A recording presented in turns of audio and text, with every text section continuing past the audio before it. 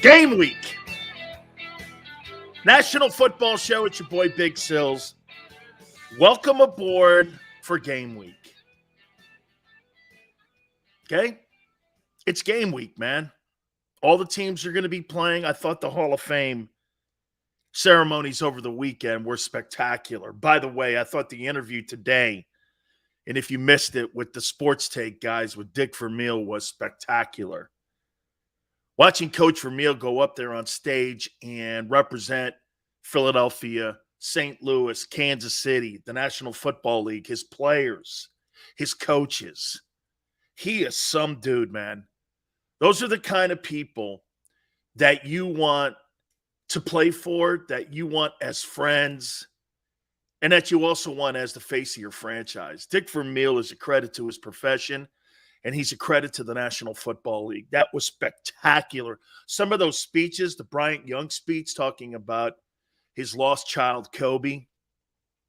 You know, when you bring a man like that to tears because of a personal tragedy, and they're out there on stage, so vulnerable like that. The game will do that to you, man. The personal sacrifices that you have to go through. Understand that people don't really get that, away from family if you're a coach, or when you have to leave for training camp when you're a player. And look, I'm not saying that other folks in society don't have those same struggles to go out to work each and every single day. And maybe you can understand what we're talking about. You got to go to work, to put food on the table and to have a roof over your family's head. And that's kind of exactly what it is also when you play and you coach in the National Football League. And to see all that, man, was just spectacular. It really was. I mean, I love the Hall of Fame. Those guys that, are in the Hall of Fame are the one percenters of the one percenters. And there's like a little bit over 360 men that have made it to a gold jacket. Thought that weekend was great. Xander and I were talking how we watched 4 quarters of poor football with the Raiders and the Jags. And this week is game week, so we get an opportunity to see the Eagles take on the Jets.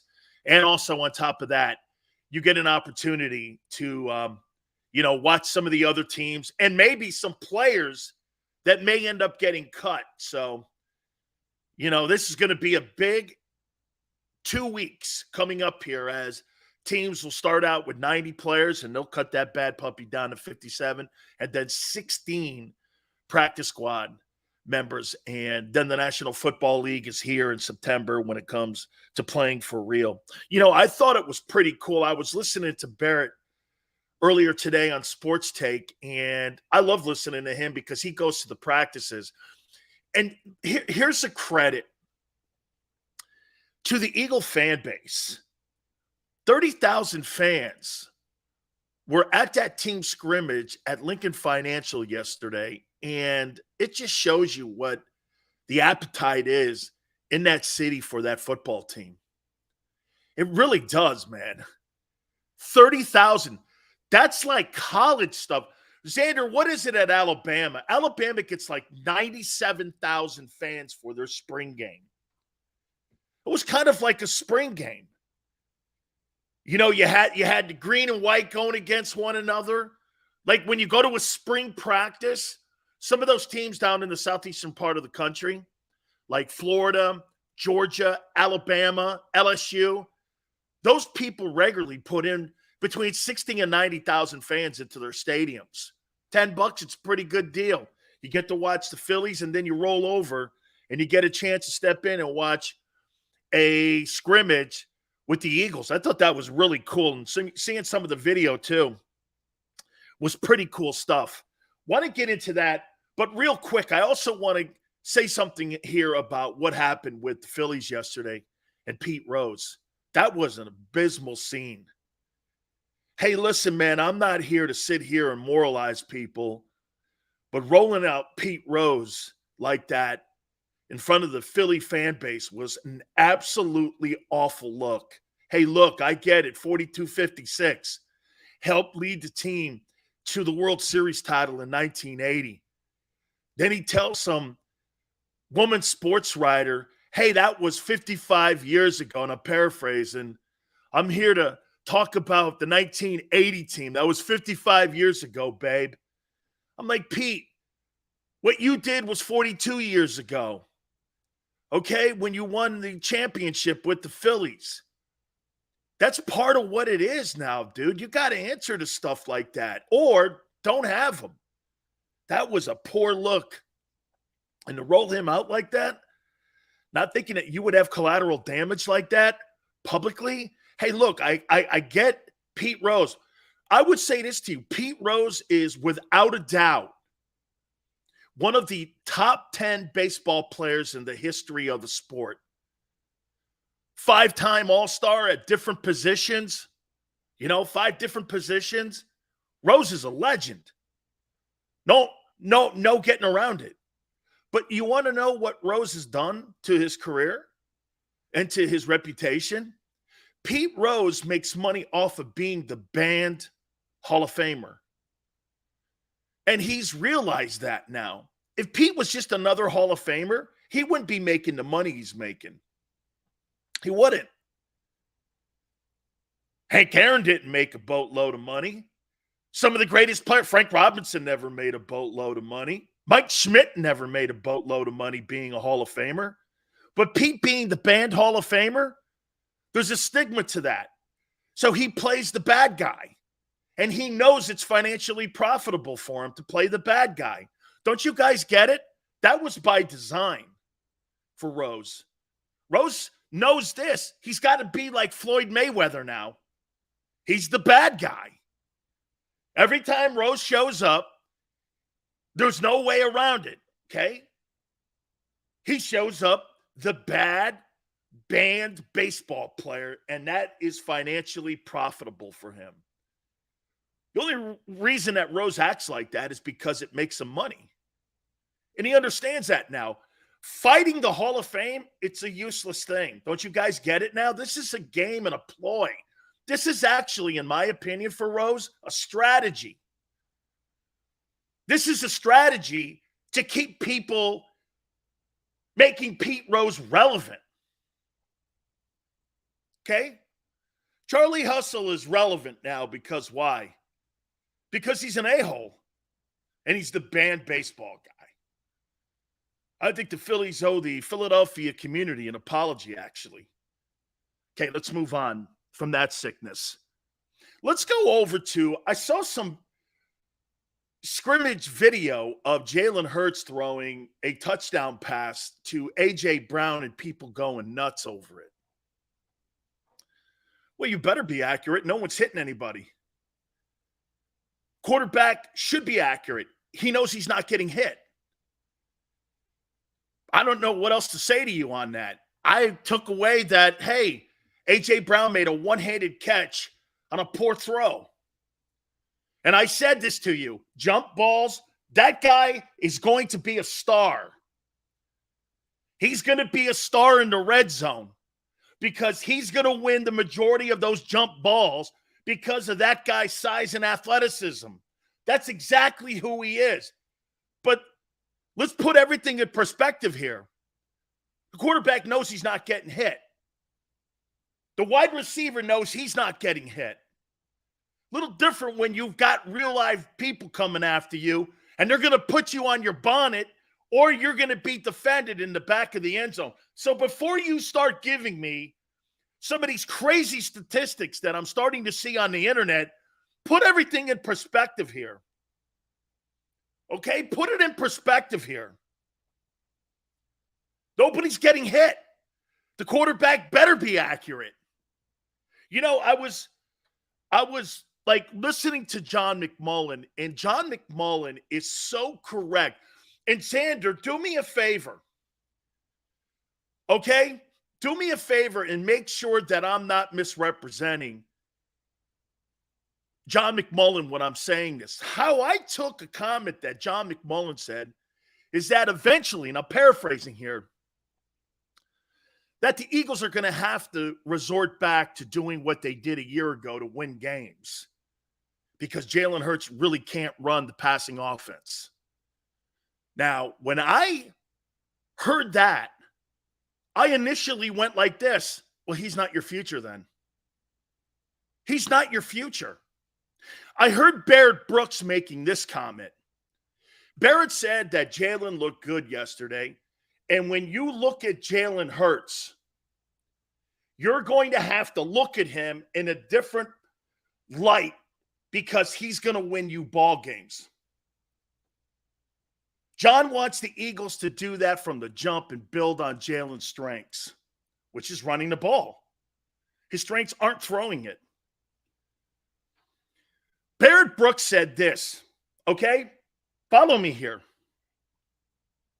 How you're going to have to put a paycheck together for that guy next year, if he does ball out this year, it's not going to be conventional because Jalen Hurts is going to win ball games for you. Is that going to be good enough for the Eagles to stay with him going into the 2023 season?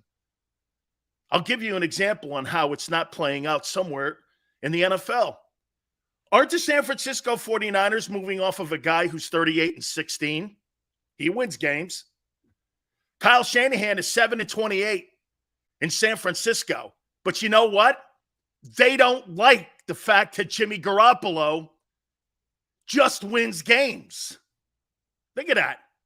Barrett said that earlier. Well, if you're going to cut a check next year for Jalen, it's not going to be so much all about numbers. Okay. Isn't that funny? For some reason in San Francisco, they're moving off of a guy who has been to 2 of the last 3 NFC championship games. It's 33-14. And with the playoff games, it's 38-16 as a starting quarterback in the NFL. But that's not good enough in San Fran. But that's going to be good enough in Philly.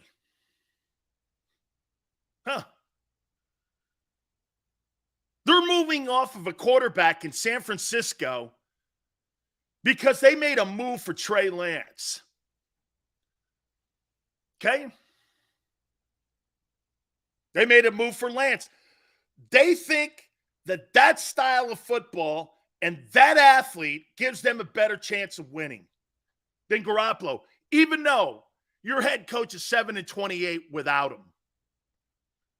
Okay?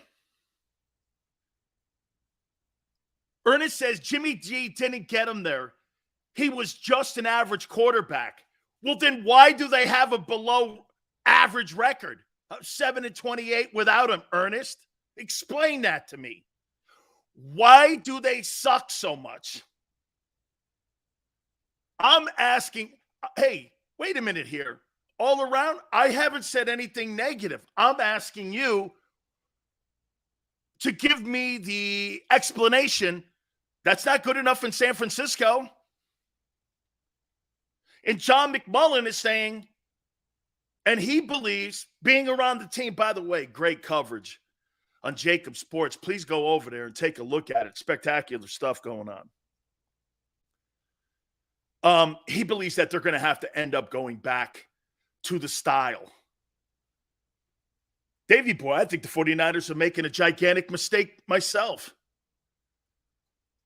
The Eagles had their 5th string left tackle. Who cares? Nobody's hitting anybody. I don't care if they had high school guys in there. It doesn't matter. Quarterback wasn't getting hit. Jimmy G is good because he executed the offense better than the backups. He's just not a guy who takes you to the next level. I don't know how you look at a guy with a 38-16 record. The next level, he got to the Super Bowl. He won an NFC championship. What are you talking about? He did get to that level. He went into he went into Dallas last year, and he went into Green Bay and won ball games with his team. By the way, you can't just pick and choose which quarterbacks lead their team and others who don't. The quarterback gets the credit for the wins. I don't care how you want to slice it up. Is it a team sport? Yes, I know all that geeky stuff. I get it. Niners suck at drafting quarterbacks. Yeah, because the most prolific quarterbacks that they ever had, one was a third rounder and the other one was a trade with the Tampa Bay Buccaneers and Steve Young. The rest of them, I don't know. They've been okay. Sills only cares if Hurts throws bad passes. I don't know where that comes from. Big Sills, if Jimmy G was on the Birds, we would go to the NFC Championship game. I completely agree. Oh, my God. Can you imagine Garoppolo with that offense? They'd win 13 games. That's a great question. You think Jimmy G would take the Eagles further? Now, let me ask you this before we get there. Okay? Do you believe that the Eagles are going to have to resort back to what they did in the second half of the season to win games? Do you really believe in your heart that they're going to win 12 games throwing the ball? Or how about this? With a more balanced team. Do you really believe that? I happen to agree with what John McMullen says. I think they're going to have to resort back because I don't believe he can run the offense. And I'll stick to that. I don't believe that guy can run the offense that Nick Sirianni wants. I don't believe it. I do not. And that's why when Barrett says this, because Barrett sees it, you can hear it in his tone. Hey, he may not, what was the paraphrasing, Xander? He may not put up big numbers, or he may not put up the numbers that you see with the Mahomeses and with the Herberts and all that. What you're going to see is wins. Well, okay. That to me means he can't run the offense. And that they're going to have to resort back to being a predominantly run team. And that's going to put the pressure then on the front office when you're asking if you're a media person that has anything behind you, why did you spend $100 million in a first-round draft choice on your wide receiver positions if you're going to run the ball again to win games? You don't have that latitude this year because people will be asking that question. You're wasting Devontae and you spent money unneedly. That's the criticism if they don't have that football team with more balance this year. RPOs? Bro, I don't want RPOs on a pro football team. I want to win games with a quarterback that can win games throwing the rock. And I don't want to see garbage time stats. Well, he threw the football well against the Niners. Yeah, they were getting destroyed. Oh, he threw well against the Raiders. They were getting killed in that game too. Empty calories. Sills, when Hurts throws a nice pass, AJ, you say it's practice. I say no. The quarterback knows he's not getting hit. He better be accurate. This is pro football, man. Kyle, that's not impressive to me. The one-handed catch by AJ is impressive. The throw's not. I'm not impressed with that. DBs aren't going to hit him, and the D-line's not going to hit the quarterback. I'm impressed with that one-handed catch because that's exactly what A.J. Brown does. He outmuscles people in the red zone. Been saying it since they acquired him. Okay, I've been saying it since they got him. That's where he's going to get, and that's where he's going to be worth his money. He ain't going to be a 1,400-yard wide receiver. That's not going to happen. Dak is the king of empty yards. Absolutely. Absolutely. R.E., I agree. I think that guy gets more empty calorie statistics than any quarterback in the National Football League. There's no question about that. Hey, by the way, too, R.E., I'll tell you this flat out. Dak Prescott, you better step your ass up, too, because $42 million, I ain't seeing it. I ain't seeing it. Hurts was balling, right? No deep passes off it. Come on, man. Jalen Hurts have a year like Josh Allen. Yeah, sure. Good luck to you. So you think he's going to beat Josh Allen? That is so not happening. How many receivers get? No, Steven, he ain't getting 1,400 yards. I never said. I said he's not going to get 1,400 yards. That's not who he is.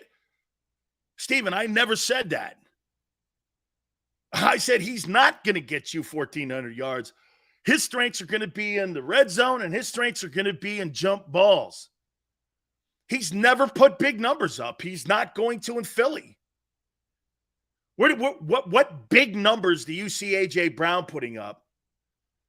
He's going to, again, be in the red zone and jump balls. That's where he's going to be great. Joseph, newsflash, Jimmy G won't be the quarterback for the Eagles this year. Hurts is the QB1, by the way. Show sucks, carry on. Thank you, Joseph. Yeah, I know. Tatiana, Herbert missed the playoffs last 2 years. I don't care about stats. I want wins. Oh, interesting. So Garoppolo sucks because he gets wins, but your guy, he gets wins, okay? And so you're not going to worry about stats then. All right. Tell that to Devontae Smith when his contract is up. Devontae Smith will not retire a Philadelphia Eagle if they don't start getting him the football. I wouldn't want to stay in Philly. What, for 850 yards, 900 yards? Why would I do that? I'll never maximize my salary. Don't you understand his agent is in his ear right now going, this is a big year for Devontae. Because Devontae's going to look around the room and see Jamar Chase, Justin Jefferson. Wait till the guy gets healthy in Detroit. Wait till that kid from Alabama gets healthy. How about Waddle? Waddle with 104 last year in catches and 1,000 yards.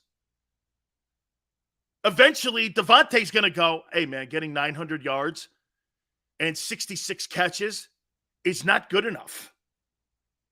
Look at what Hollywood Brown did in Baltimore. I'm out of here. I got to go to a place where at least people are throwing the rock so I can get paid. I'm not paying a guy like Devontae Smith $20 million when his contract is up with a guy who's never had 1,000 yards, never had 100 catches. I'm not doing it. I don't care what level of play you think he is. You know, all the players around that in that huddle also have to get paid. A.J. Brown's getting paid.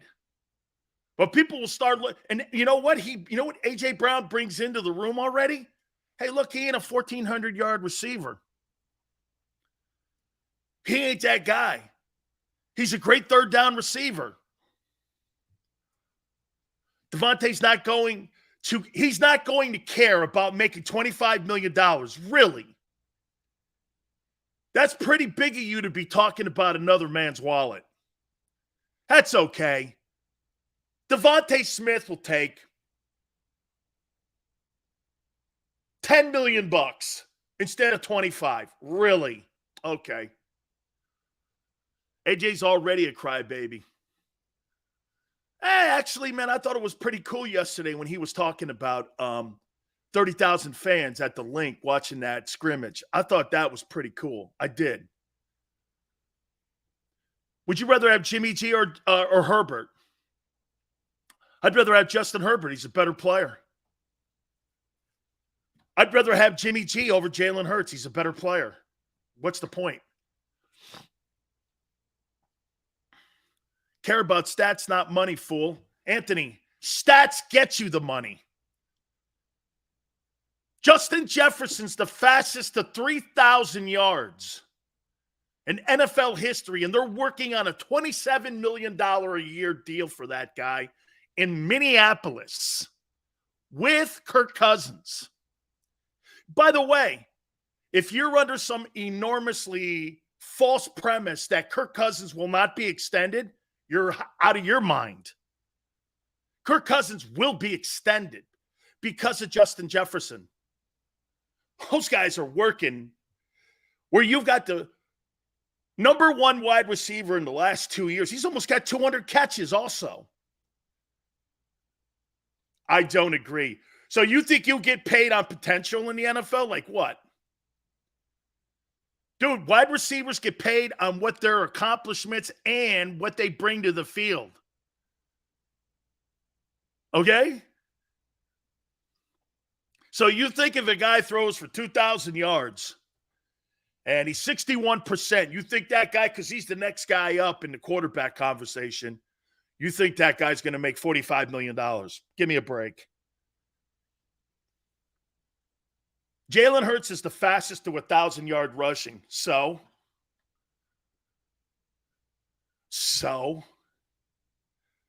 wait a second here. Jalen Hurts is the fastest to 4,000 passing yards? Really?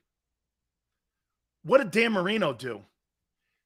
Marino's second year playing, he had 47 touchdowns and 4,700 passing yards.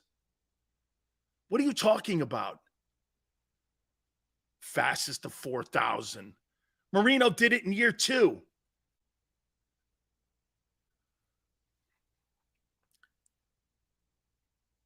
Get paid off for projections? Like who? Sills, relax. The Eagles will draft a quarterback in 2023. Book it. Smith will then lead the team in TD and yards. Agreed. Here's what I'm predicting. I'm predicting that the Philadelphia Eagles will resort back to their winning ways, and those winning ways will be running the ball, and it will be another unbalanced season again this year. That's my prediction. Let's see if we're wrong. I don't have faith in his arm and his arm talent. And throwing it in practice when the quarterback's not getting hit and you're not defending A.J. Brown is fool's gold. Now, I told you, I still think they win the East because he's smart. Like Barrett said, he's going to win games because that's what's going to keep him in the conversation for 2023. And then at the end of the year, you're going to have an even tougher decision to make. He'll be on a team that wins 12 games. And you know what the debate will be then? Well, he's not going to put, like Barrett said, big statistics up. Even Barrett said that today. And I agree with Barrett. He's not going to put big statistics up this year. 22 touchdowns, 21 touchdowns, 3,600 yards, 800 rushing, something like that. But they're going to win 12 games. Then you got a debate at the end of the year. You want to move off that. Same thing that they did in San Francisco with Garoppolo. Look at how much John Lynch waffled off that decision. Even though they gave up 3 ones to move up in that 2-hole to get Trey Lance. Look how much they gave. Okay? Eagles fan, my prediction is that A.J. Brown will help Hurts, and Hurts will be great. 12 wins is great. Solo, F stats, just win. Will that be good enough then? And here, I love the debate that those guys had.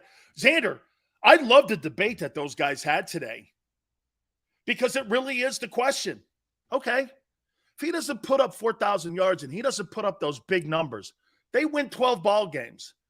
Are you cool with that moving forward? Are you cool with that knowing that your wide receivers are not going to be utilized to the maximum? AJ probably because of what we saw in that scrimmage yesterday. You put him in the red zone, you put him on third down, that guy's going to go get it. He is again, his numbers are not elite. He is as a player, though. He's elite. I completely agree. No, Sills, you said we could go to the NFC Championship game. Thank you, James, for reminding me. You're right. Hurts' ceiling just isn't enough to win it all. That's exactly what they said about Garoppolo in San Francisco, even though he got to the Super Bowl. Okay? BKN, That Cowboy team getting bounced last year was a disgrace.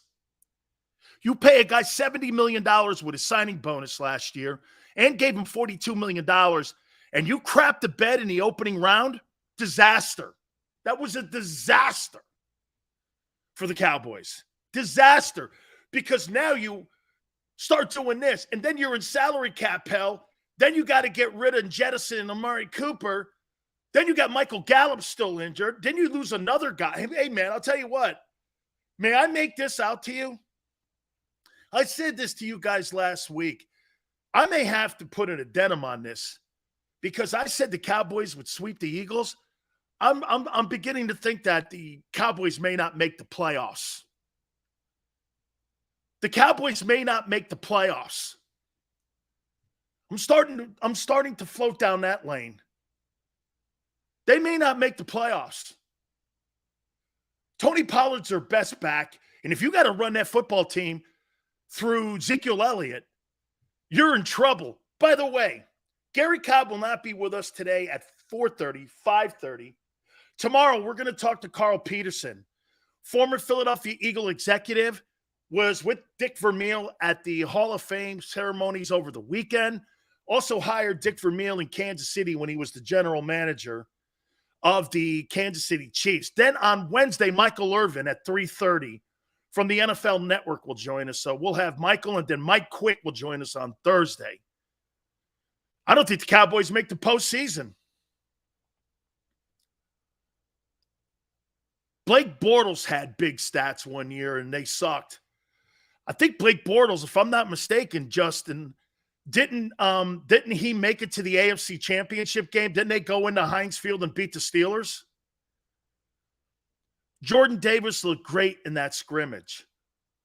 Okay? That's great to hear. Okay? Dome says, Hurts not having the championship. I'm sorry for saying that, but he didn't win a championship in college. No, he lost his job. Please, guys, hit the like button. I appreciate it. As long as Hurts improves and manages a team, 4,025 touchdowns. We'll see. Seals, you're going to have a whole season of recanting when it comes to the Eagles. Keep it coming. What, I said you're going to win 12 games to get to the NFC title game? Okay. Recanting what? That not happening? Are you rooting against your team? I'm not. Hey, Susan. Jordan Davis at 6'6", 335 pounds, moving that kid Jerkins around like that.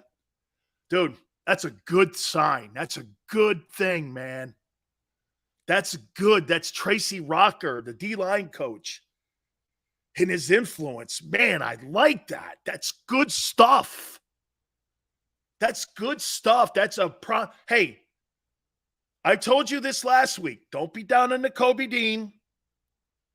Give him a chance, please. Don't be down on him. I am not down on him. Okay? From what I'm understanding from some of the people that are there in practice, he's looking a little lost. It happens. All of a sudden, you're not running with the ones anymore. You're not quite getting what they're asking you to do. Just be more patient. Some guys, it comes fast. Some guys, it takes a little time. Relax. I am very high on the kid. Bump the brakes. I know everybody wants to look at him as Derek Brooks. Relax. He'll get there.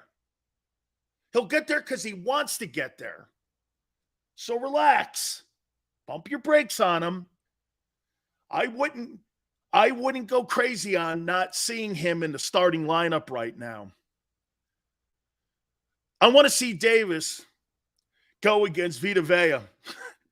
Hey, that would be like an asteroid hitting the moon. All right, you know what I'm saying? I mean, you're talking about some big people, man. Anthony, freshman year, Hurts won it all before Tua. Do your research. Jalen Hurts never won the national championship as a starting quarterback in Alabama. That's not true. That is not true. Do your homework. I vote on the damn top 25. Okay, he was beat in the national title game.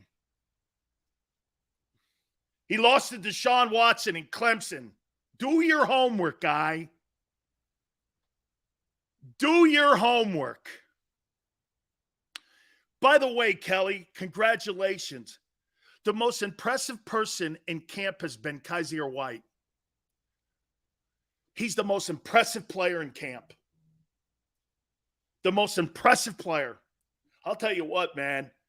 That may be the free agent or trade sign for the offseason for the Eagles. I mean, that kid Kaiser White can play, runs to the ball. I've heard people say nothing but spectacular things, okay, about him. Okay? He is outstanding. Still serious question. If Hurts isn't it, but you said we will win 12 games this year. Next year, if they get rid of him, would that be a problem for A.J. Brown because they are so close? James, that's the dilemma the guys were talking about earlier. I agree with this dilemma. It's the same dilemma, James, that they went through in San Francisco with Garoppolo. How do you move off a guy who's 38-16 and 5-2 in the postseason for an unknown? Garoppolo's never going to throw for 4,500 yards, 35 touchdowns, but he's got quite a resume. 5-2 postseason, great win percentage as a starting quarterback, one of the tops in NFL history. How do you move off of that? I agree. What's more important to you? Now, let's do this. What you don't want to have happen is you don't want to make Philadelphia a pariah city when it comes to wideouts. Because all of a sudden, what if both guys, hypothetically, what if A.J. Brown and Devontae don't have 1,000-yard seasons this year? They win 12 games, though. What do you think what that'll mean to potential free agents wanting to play in Philly? Okay? What would that mean? If you're Devontae Smith, do you want to stay in Philadelphia? Now, look, if I'm winning a Super Bowl and I'm getting 900 yards and I'm getting 70 catches, I'm going to have to compromise myself like they did in New England. Okay? Winning makes you compromise. Losing, I'm not staying in Philly for a 9-8 record and 90 catches and 900 yards. I'm not staying in Philly for that. I'm not maximizing my potential.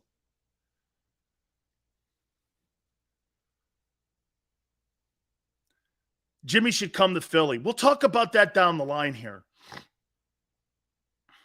Hey, Dan, do you think Hurts is anywhere close to McNabb? No. You're not a balanced team. You're not a balanced team.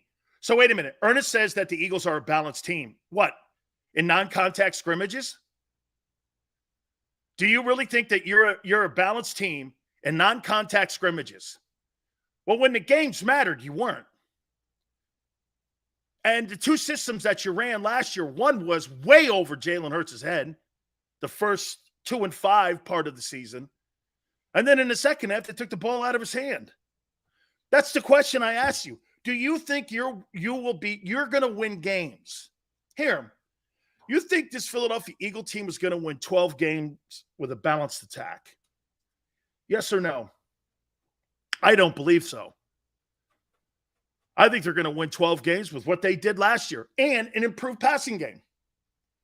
Yeah. It's going to be an improved passing game just because of what you added over there, but not significantly because of the guy throwing it. Timothy says no. Oh, I think you're going to have to run the ball more than you throw the ball. So, right. So do you think you could throw the ball more this year and win more games than you did last year? Yes or no? Do you think you can throw the ball more this year than run it? That's probably a simpler way of doing this topic question. Do you think you can? Because I completely do not. McNabb was a much better passer than Hurts is, but no way. Wow, Winston got hurt in practice again. Can you imagine if Garoppolo goes to New Orleans? I would make a call today if that's the case. With Michael Thomas and those guys down there and that defense, and you put Garoppolo down there, it'd be like Drew Brees going down there. Wow. Man, some guys just get all the luck in the world, don't they, like Garoppolo? So he's in New England. He's got Kyle Shanahan, and now he may have an opportunity to go down and play in New Orleans with all those guys. Holy wow. Yeah, man. I think you're going to have to run the ball to win games. I agree with John McMullen. If we don't run, we lose. Lito, I agree. But that's okay. It builds an identity. I want them to do that. Listen here, guys. This is what I want and how I want them to start this season out against the Lions. Dude, run that thing downhill. Run that thing downhill. Win first and second down. Remember I told you? If I am the Eagles and I want to win games and I want to win 12 games and I want to put myself in the top 4 and final 4 in the NFC when everything is said and done at the end of the year, I want to win first and second down. That is my number one priority, is to win first and second down. Because if I'm 3rd and 3, Jalen's going to have a great year. If Jalen is in the position that he was last year where he's 3rd and 9, Eagles are in trouble. You're not winning ball games like that. Sills, you just compared Drew Brees to Jimmy Garoppolo. He's got a better postseason record. Okay? It'd be like Garoppolo. It would be like Brees going to New Orleans. Drew Brees was a good quarterback in San Diego. He wasn't Drew Brees when he got to New Orleans. This guy had a chicken wing. They took Dante Culpepper in Miami because of that chicken wing that was shattered in Kansas City game versus the Chargers at the end of the year. Okay?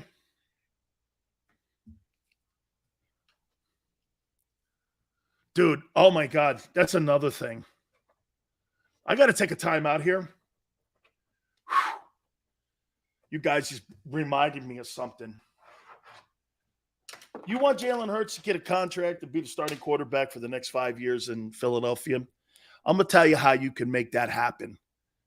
I'm going to tell you guys how you can make that happen. All right. My friends at Morgan & Morgan, where the fee is free, meaning this, they don't get paid unless you do, guys.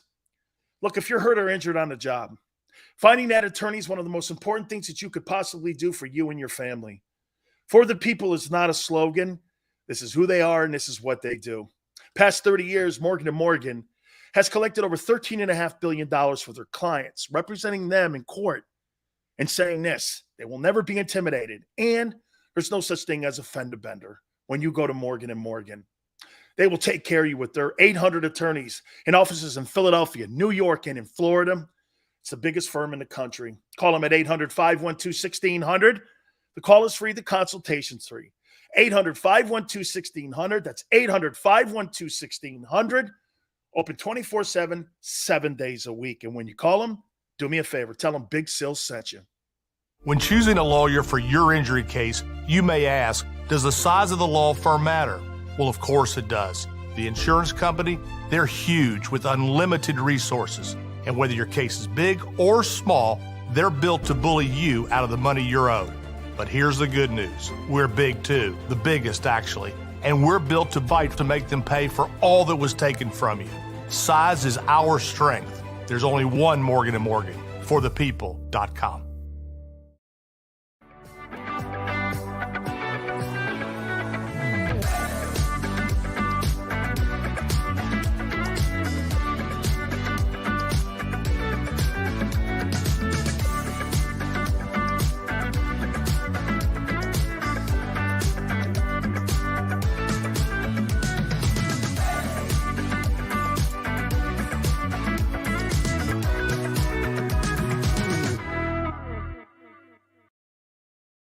Do you stream on a Roku, Fire Stick, Android TV, or Apple TV? Now you can watch 6ABC 24/7 with the 6ABC Philadelphia streaming app. The big story on Action. Search 6ABC Philadelphia and start streaming today.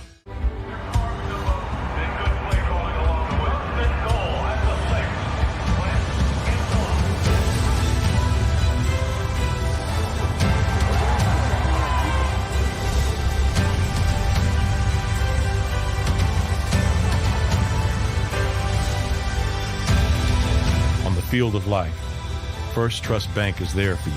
Champions on three. 1, 2, 3. Because Philadelphia dreams deserve a Philadelphia bank.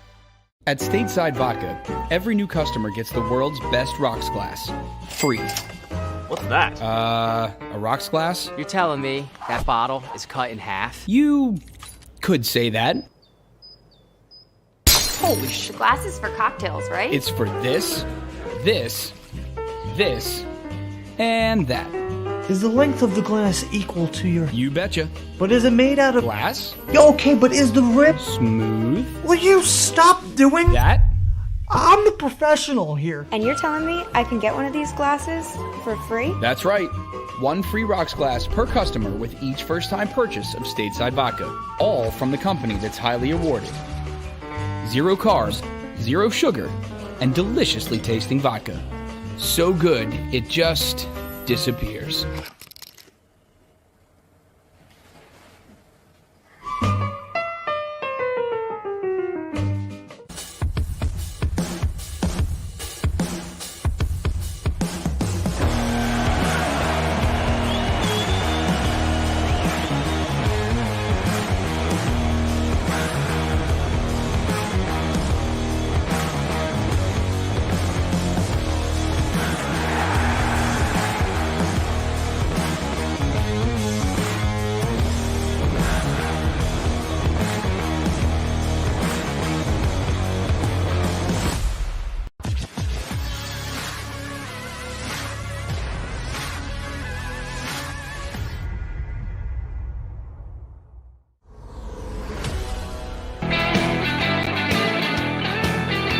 I'm with some of you guys out there. Olivia Newton-John passed away. Wow, am I old. Please hit the like button. Welcome aboard here on a game week, right? It's football week. It's preparation week. Getting ready for the Jets on Thursday night. I believe that's the only home game in the exhibition season for the Eagles this year is the Thursday night game. So we're getting ready for Thursday night football. That's going to be awesome. I can't wait to see what that team looks like. Man, that's crazy. Hey, James, I don't know Jalen Hurts to hate him. I don't hate him personally. I don't know him. I don't know. How could I hate somebody? I don't like the way he plays quarterback. I can like a style, can't I? Somehow you tie in hatred to that. How did you tie in hatred? Hey, if you told me, Sills, do you want the Joe Burrow style of quarterbacking versus Jalen Hurts' style, or even Lamar Jackson style? I'll take Joe Burrow. That wins games. And more importantly, that wins championships. It's been that way in the league forever. Games Friday, thank you very much, GT. I appreciate it. Thank you. Games Friday? Okay. What up, Daz? You act like he can't fix his game. He doesn't have arm talent. Yeah, Gary Cobb Smile is in hour number 3. He'll be with us at 5:30 Eastern time. Yeah. It's a different time, new era. What running quarterback wins Super Bowls? Name me one. Don't tell me Russell Wilson. He's not. That guy doesn't take off trying to get 500 yards rushing. Who? What quarterback has won a Super Bowl? How many quarterbacks have won Super Bowls in the last 50 years like that? How about recently, last 5?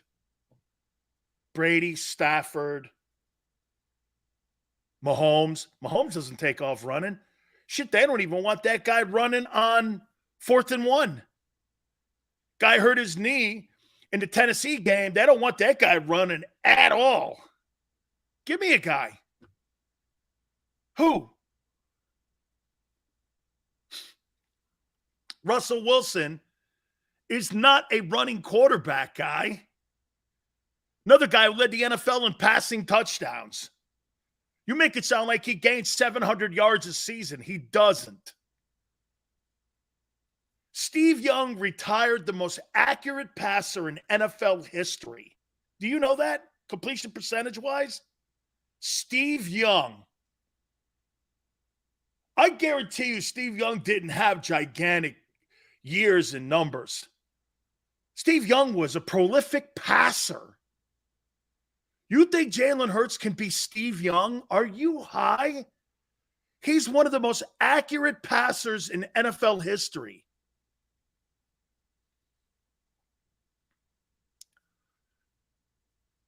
Russell Wilson's got 30,000 passing yards. I know, man.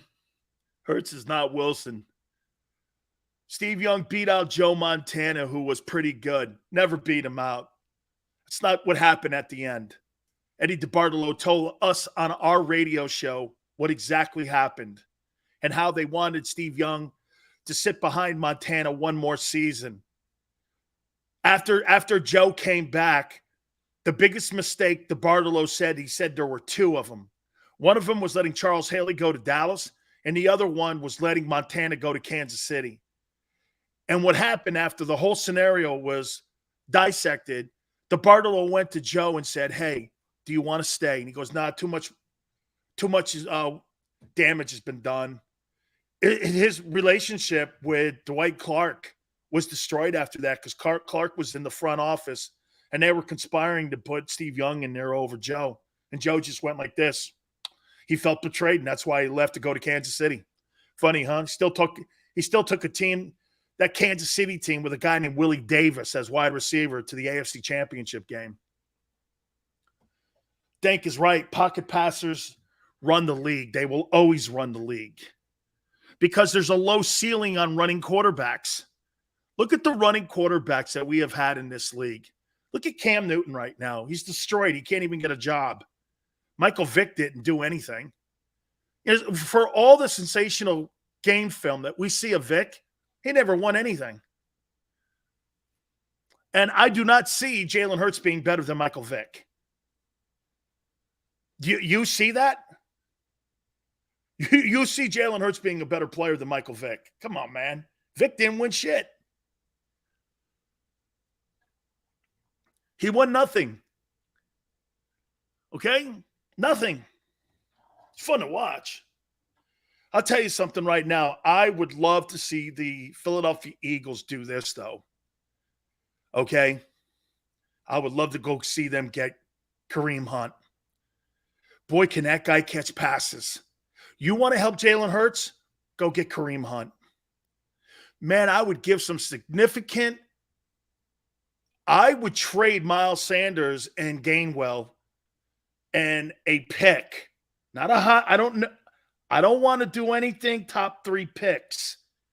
Okay, first round, second round, third round. I don't want to do any of that. A 4th round pick? I'm not looking at the sheet right now, so forgive me if they don't have a 4. I'm not sure in 2023 if they have a 4. But a 4 or 5 plus Gainwell and Miles Sanders for Kareem Hunt, the Kansas City Chiefs have never been able to replace him. And that offense has gone the other way since they won the Super Bowl because that guy resorted in having responsibility of 17% of the offensive output with his rushing and his catching ability. Look at the numbers that he had when he was in Kansas City as a pass receiver. Look at the numbers, okay? Because that's a great point. Xander goes, why give up so much for a running back? Because he's different. If you really want to help your quarterback out, you need to have a pass-catching Le'Veon Bell-type player. The Eagles have in their backfield one-dimensional runner, and Miles Sanders, who can't stay healthy and is a north and south runner. Okay? The kid Gainwell can catch passes, but not that hot when it comes to vision inside between the tackles. So you're limited in what you have there. That's why your screen game sucks, and it's a non-existent factor. You know, you hurt Jalen Hurts' chances of being successful when you don't have a short passing game. How the hell can you have a short passing? How can you have a passing game when your short passing game is nowhere? And I'm not just talking tight ends. I'm talking about screen passes. Tom Brady made a career. So did Peyton Manning. You know, I talked to Mike Martz. How many people will look around and go like this? Do you know that Marshall Faulk, that's what that offense, the greatest show on turf, ran through? It didn't go through Kurt Warner's arm. It went through Marshall Faulk. How the Rams went is how Faulk went. I think one year Marshall Faulk had like 78 catches or some crazy number. I mean, he was a force. Gaming, he would be spectacular. Can you imagine Kareem Hunt running behind that old line and what it would mean for Jalen Hurts to actually have a prototype running back in a guy like Alvin Kamara? Let me take a look at that. I want to show you what he meant to Patrick. That team has not been the same when he was in Kansas City. Kareem Hunt stats. Look at this in Kansas City here. This is incredible here. Look at what he did when he was in Kansas City. 2017, is that the year they won the Super Bowl? Did they win the Super Bowl in 17? He had 1327 rushing. He had 53 catches for 455. They won it in 19. That's right. I'm sorry. 17 was the Eagles. That's right, against the Patriots. They won it in 19.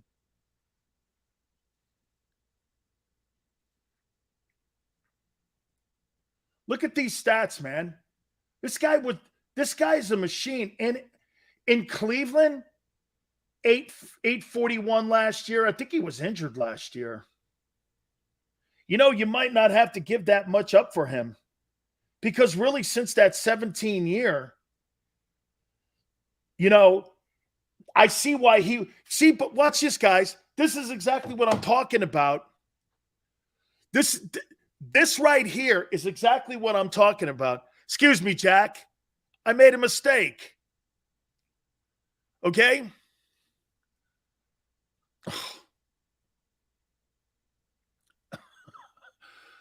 Anyway, I would give up some commodities for this guy to help Jalen out.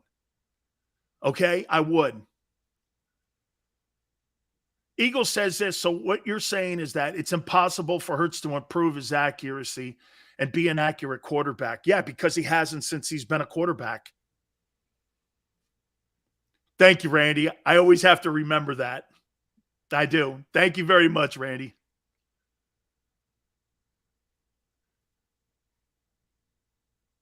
Dan does. He is an Eagle fan. Stop lying for him. I'm not sure what that means. You're high. I would love to have Kareem Hunt as a member of the Philadelphia Eagles. Let me ask you this one here. This week they're playing the Jets.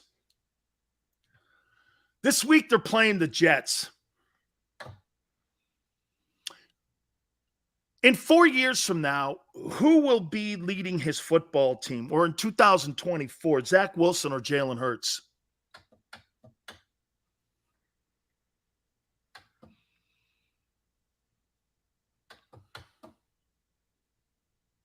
Rager for Kareem Hunt. Browns are not wanting to trade him at all. Wilson, I'll say it now. Wilson. I said it last week. He's not an Eagle fan. I would too. Hunt would be a great pickup. Screen game would be key for the Eagles.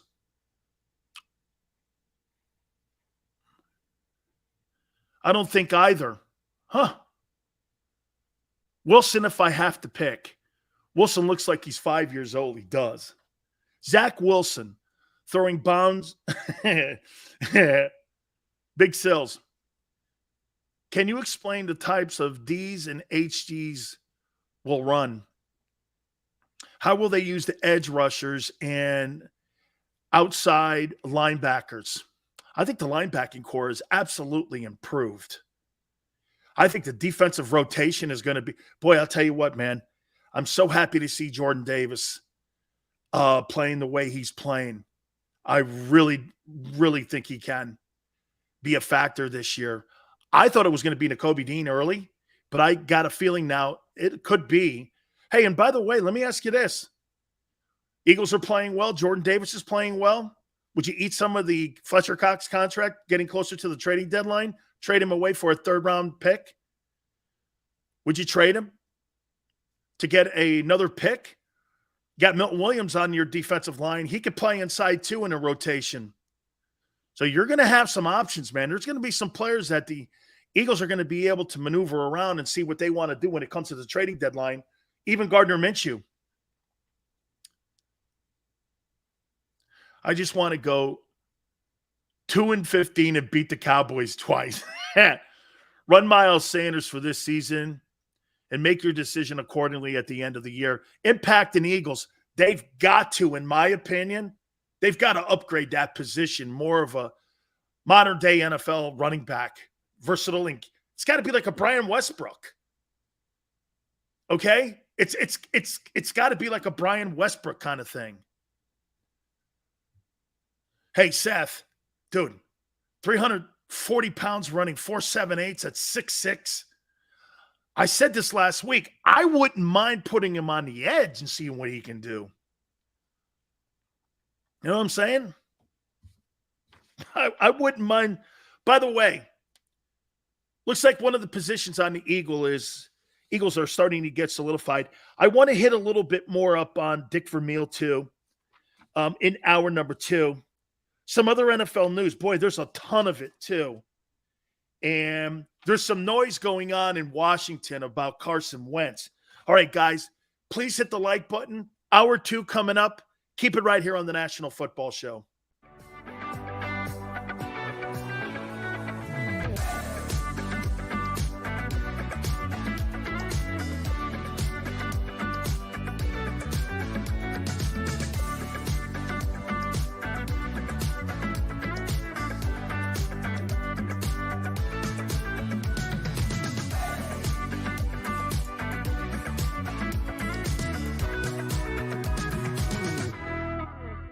Do you stream on a Roku, Fire Stick, Android TV, or Apple TV? Now you can watch 6ABC 24/7 with the 6ABC Philadelphia streaming app. The big story on Action News. Search 6ABC Philadelphia and start streaming today.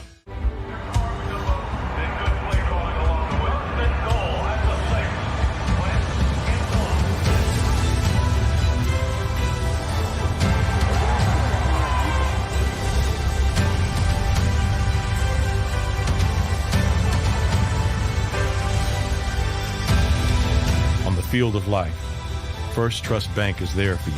Champions on 3. 1, 2, 3. Because Philadelphia dreams deserve a Philadelphia bank. At Stateside Vodka, every new customer gets the world's best rocks glass. Free. What's that? A rocks glass? You're telling me that bottle is cut in half? You could say that. Holy shit. Glasses for cocktails, right? It's for this, this, and that. Is the length of the glass equal to your... You betcha. But is it made out of... Glass? Okay, but is the rip... Smooth? Will you stop doing... That? I'm the professional here. And you're telling me I can get one of these glasses for free? That's right. One free rocks glass per customer with each first-time purchase of Stateside Vodka. All from the company that's highly awarded. 0 carbs, 0 sugar, and deliciously tasting vodka. So good, it just disappears.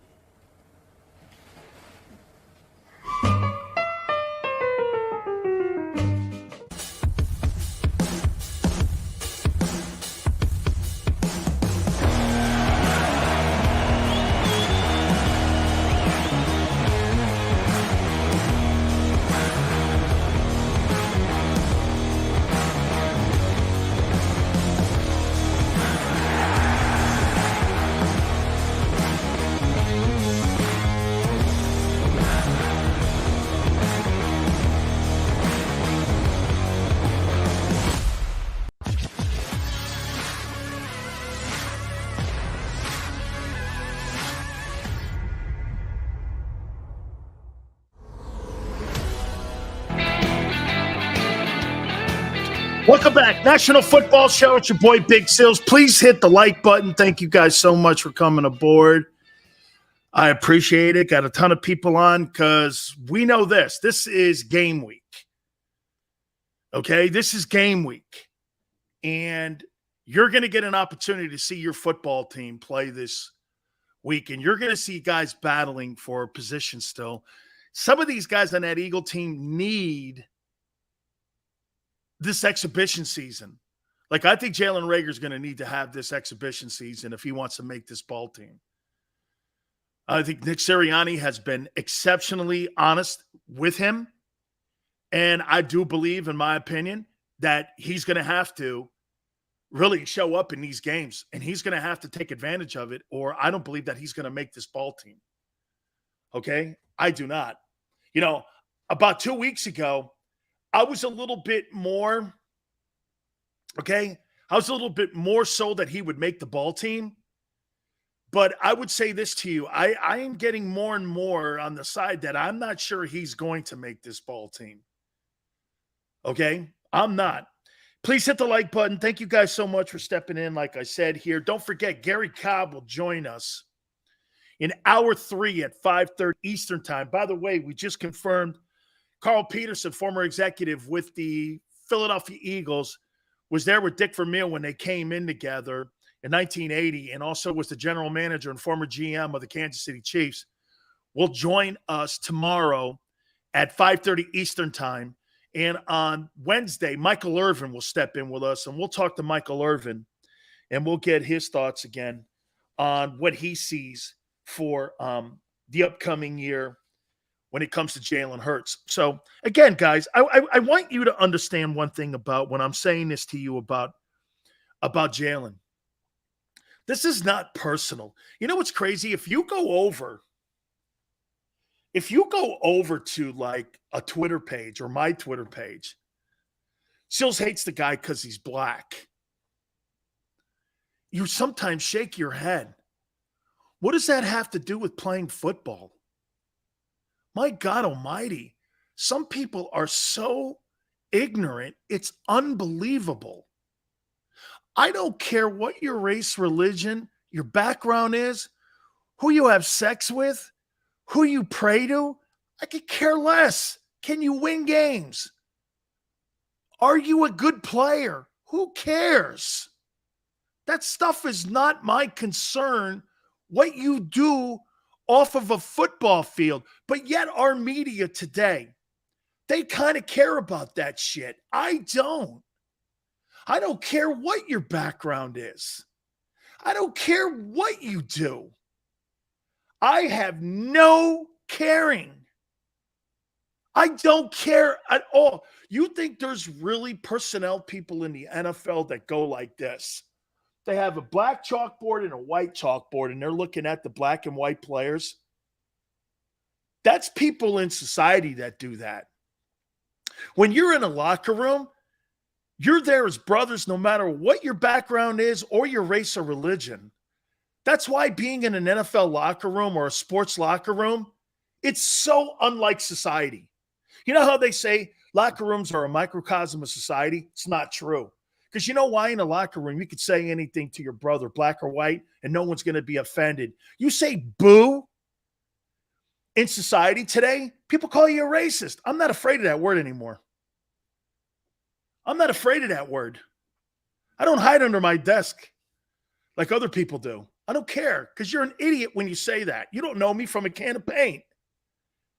Anybody that calls me that doesn't know my friends or doesn't know me, and you're just talking.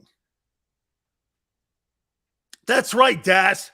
Daz, that's probably the best comparison. Dude, do you think when you're in a foxhole, Daz, and you're in a foxhole and you're Afghanistan and you're black and white and you're fighting for America and you're fighting for your brother next to you, you give a shit if he's black or white? Or you care that you're in a foxhole together as Americans? It's the same premise. It's the same premise. That's exactly right. The only difference is, Daz, you're fighting for something that's real. Makes no sense. I see that, and I'm like, somebody said something to me. Oh, Dan's against Trey Lance and Jalen Hurts because they're black, I'm like, wow, we are now officially there. What's next? I can't talk about Mike Tomlin and his 8-11 postseason record. I mean, really, are we there? Well, like a pitcher gets on the hill, you can't criticize him because he's black. Wow, we're there now. That's sad. That's sad. Hey, Sills, you're going to eat crow when Hurts throws for 39 touchdowns. PK end? You're damn right I will. Never happened, though. Now it's because they can't. That's right, Carson. Either you can play or you can't play. End of story. Hey, sports goes like this. You said you wanted Jimmy G because he's Italian. Stop the cat. Oh, yeah, I forgot. Sarcasm? Not up your alley there. 39 touchdowns. Oh, my God. 39 touchdowns. What can you actually take from a scrimmage like yesterday when it comes to talking about your football team's preparation for the upcoming season? How much do you think you could take away with that? Here, well, let me ask you this. How much have you taken away from the coverage of the Eagles so far in camp? And it applied it to whether you think Jalen's better or the team's better. How much are you applying that to? Steven says not much. Yeah. I don't really see anything impressive. This Kaiser White guy, though, is impressing me a little bit. But I don't see anything that's impressed me so far this training camp. This training camp, and it's not Eagle. It's not Eagle-centric. It's across the board. I'm not impressed with anything. So you know what somebody's saying? Xander, your boy Mac Jones supposedly is struggling in New England Patriots camp. That's what some of the reports are that are coming out of some of the New England newspapers. You're damn right he's struggling. You've got the greatest defensive coordinator in the history pressing him to be better in his second year. It's the same shit he did with Tom Brady. He's preparing him for the upcoming season, for things he didn't see last year or things he struggled with last year. That is a spectacular sign that Mac Jones is going to have an even better sophomore season, because the greatest defensive-minded guy in NFL history is prepping him for the upcoming season. The difference between Mac Jones's preparation and Jalen Hurts' preparation is this. They're coaching him. The Eagles are coddling Jalen Hurts. Instead of, I should be hearing this, Hurts struggled today. Seeing that third receiver. Hurts struggled today in accuracy.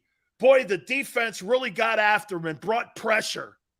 You know, if you're getting coddled in camp like this now, you're not being prepared for September. Belichick is throwing the kitchen sink at the kid because he knows in his sophomore season, every freaking coordinator is going to coordinate for the strengths that he had a year ago in his rookie season because there wasn't game tape on him. Now they've got game tape. That's the best noise I heard in New England, was that Mac Jones is struggling. Great. Situational play calling. I've had the chance to be around Bill Belichick.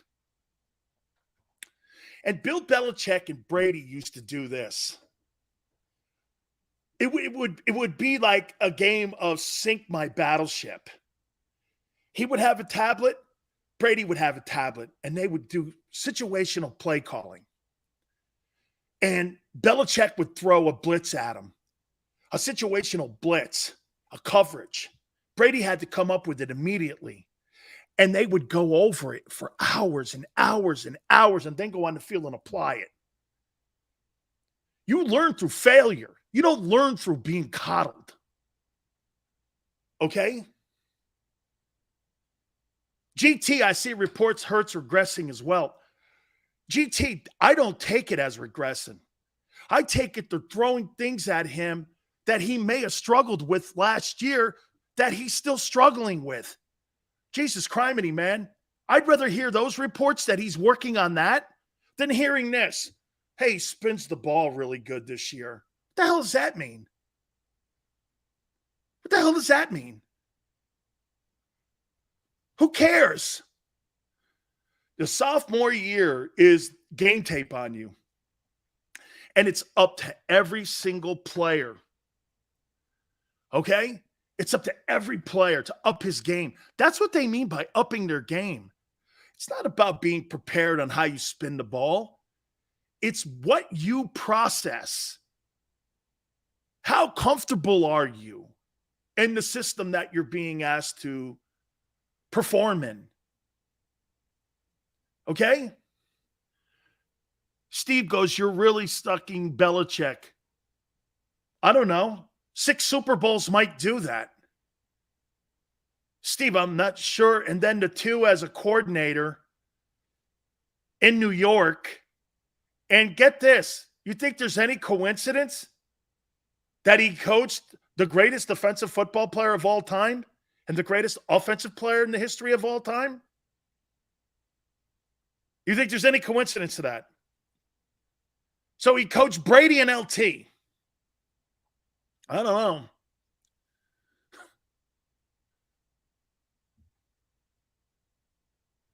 Dan, how the hell do you know he's getting coddled? Because all I hear is, oh, he looked good here. Oh, he looked good there. Oh, he looked good here.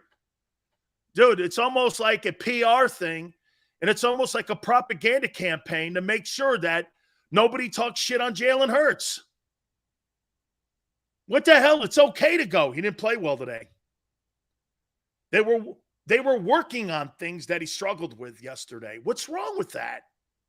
Why is it such a public relations thing to make sure that that's out there, that everyone is a fan of his? Everyone is a fan of the kid. Everyone loves the guy. I haven't run into anybody who hates the guy.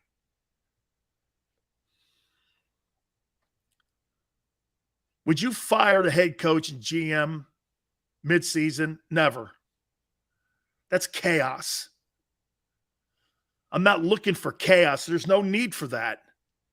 There's no need to fire Nick Sirianni and Howie Roseman midseason. There's zero need of that. Ty says, Sills, I watched the playoff game against Tampa, and I realized it was rookie coaching versus veteran staff. That's been head coach's expert, except Leftwich, who made adjustments. You know what the Tampa Bay Buccaneers were saying about the Eagles? They're doing the same thing they did during the regular season. Imagine that. There were no subtle nuances at all. And Brady going like this. Yeah, they're doing what we thought they'd do. They were saying that on the sidelines. How embarrassing. There were no nuance twists at all. There's no question that rookie coaching, they got their asses out coached. Also in that. I mean, you got Byron Leftwich and Todd Bowles and Bruce Arians going against that high school coaching staff. Absolutely, you're going to get your pants knocked off you. Bruce Arians, who's coached some of the greatest quarterbacks of all time and has got a couple championship rings in Pittsburgh and now one as a head coach in Tampa. And Todd Bowles was one of the better D-coordinating coaches. And Leftwich was going to be a head coach one day. He could have had the Jags job, but he turned it down because he didn't want to have Trent Baalke as his GM. Decided to stay in Tampa. He's going to get a job. He was offered also the Marshall job. He was offered the Marshall job. He turned that down. He turned down the Jags job. Leftwich is going to be a head coach. Should be. I like Byron Leftwich, actually.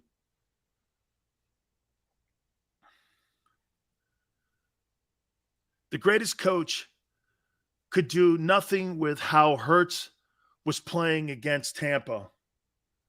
No, because he doesn't have the arm talent to make that happen. You know, one of the things that I did here, I want to expand that conversation, Xander, that those guys had a little bit. Let's do this. Let's say that Jalen Hurts wins 12 games this year. Let's not talk stats. They win the East. Let's put a low benchmark. I hope they get to the NFC title game. I'm predicting it. Let's say they win a playoff game and they're the final 4 teams in the East. What would you pay them?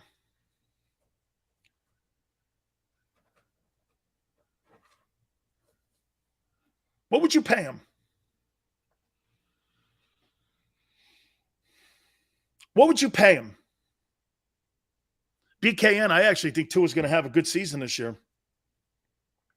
Going rate? So you're going to pay him $50 million, $46.1 million.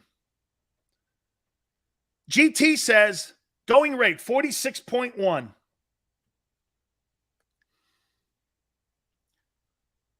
$24 million a year, so he's going to make less than your wideout. Interesting.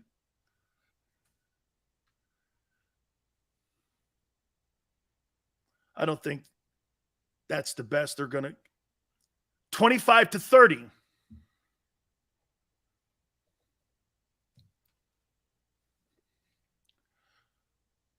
Okay, so you think 46.1, 50 then. GT thinks 50. Okay? You're right, because that's last year. So you think if he wins 12 games, they win the East, you're paying him $50 million.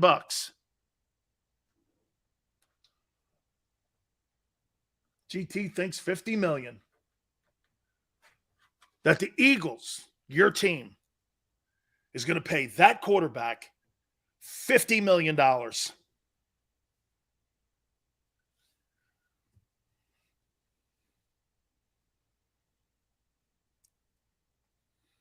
No way. No way. Steve goes, I have no idea. Steve, isn't that the big question here? Because, look, I do think Jalen's going to win 12 games this year. I do. And this question is going to be ping-ponged back and forth all year. You're going to look up and you're going to see this team. After the bye, they're going to be probably somewhere like 9-4 somewhere. They're going to be like that. And the question's going to be, God, the stats aren't that great. Like Barrett said today, man, the stats aren't that great, but they're winning a shitload of games. And you're going to be put in the same situation that the 49ers have been in all offseason. What to do? Do you compromise what you're doing and winning because you want to enhance the rest of your team around the huddle? Seth says maybe 35 to 40, Sills. Just not developed yet. 35 to 40 million for a guy. Hey,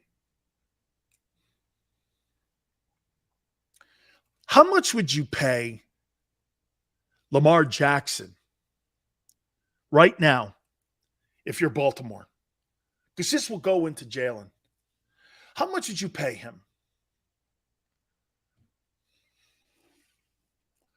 That's a good point.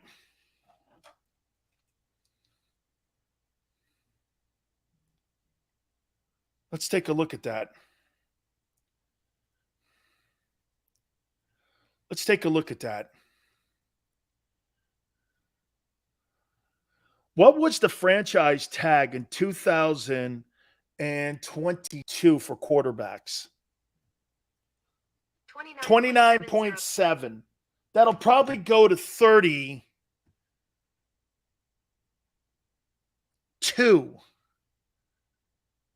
Probably 32.5. 32.5. Would you be comfortable franchise tagging Jalen at 32.5? If he throws for 3,600, 3,700 yards, 22 touchdowns, but they win 12 games, that's probably what I think happens. It's going to be around 36, 3,700, 22 touchdowns, about 10 picks, 12 wins, and the East. What you franchise tag? You're going to pay him $32 million, or would you go into the draft? Or do you tag him and still go into the draft? 32.5 you're going to pay him. You're either going to pay him 32.5 or you're moving on from him, or you're extending him. Here are your options for Hurts. You're moving on. You're franchise tagging him for about 32.5, or you're extending him.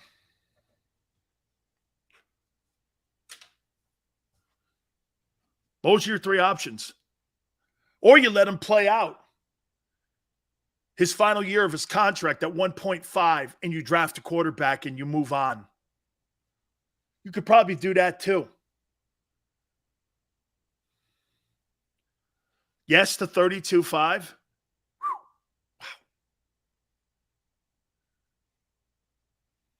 If he's not good enough,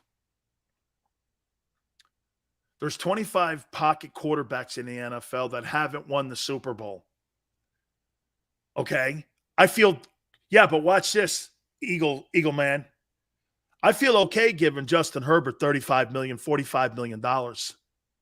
I don't feel comfortable giving that guy in Philly that. I don't. He's not that guy. I feel comfortable giving a passer the money more than a runner. He's a runner. If Jalen Hurts, watch this, guys.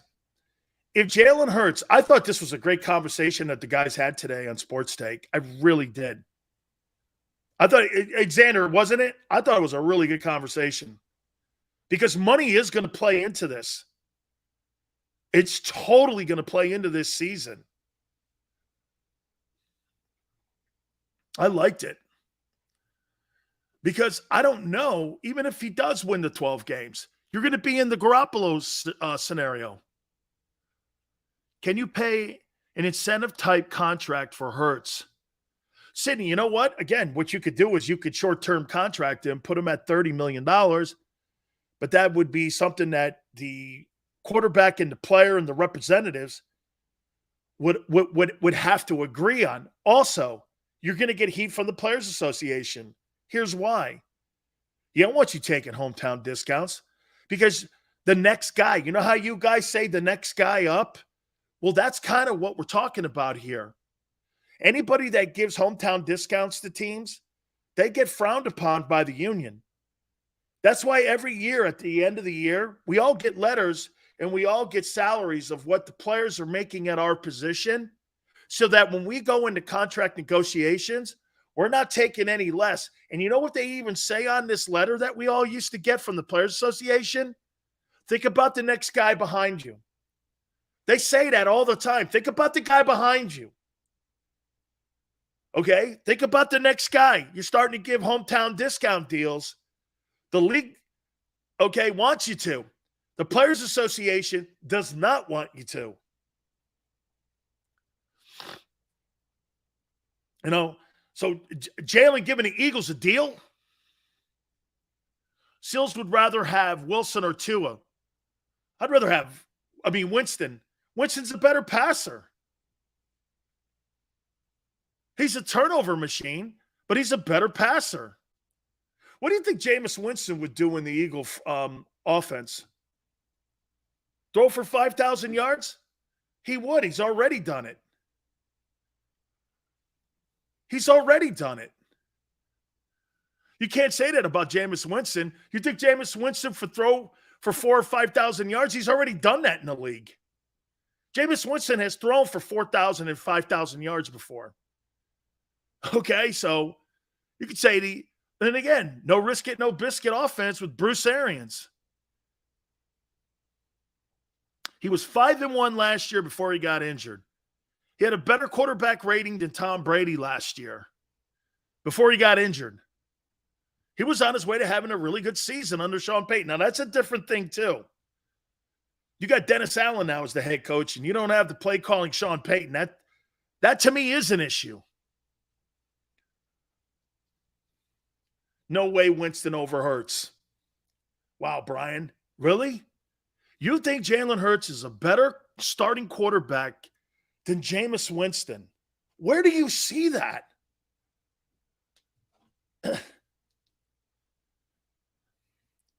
You don't take into any consideration, even Brady had turnovers at the beginning of that Super Bowl year in Tampa, and they had to change. You never played in any of that. Jameis Winston's stats.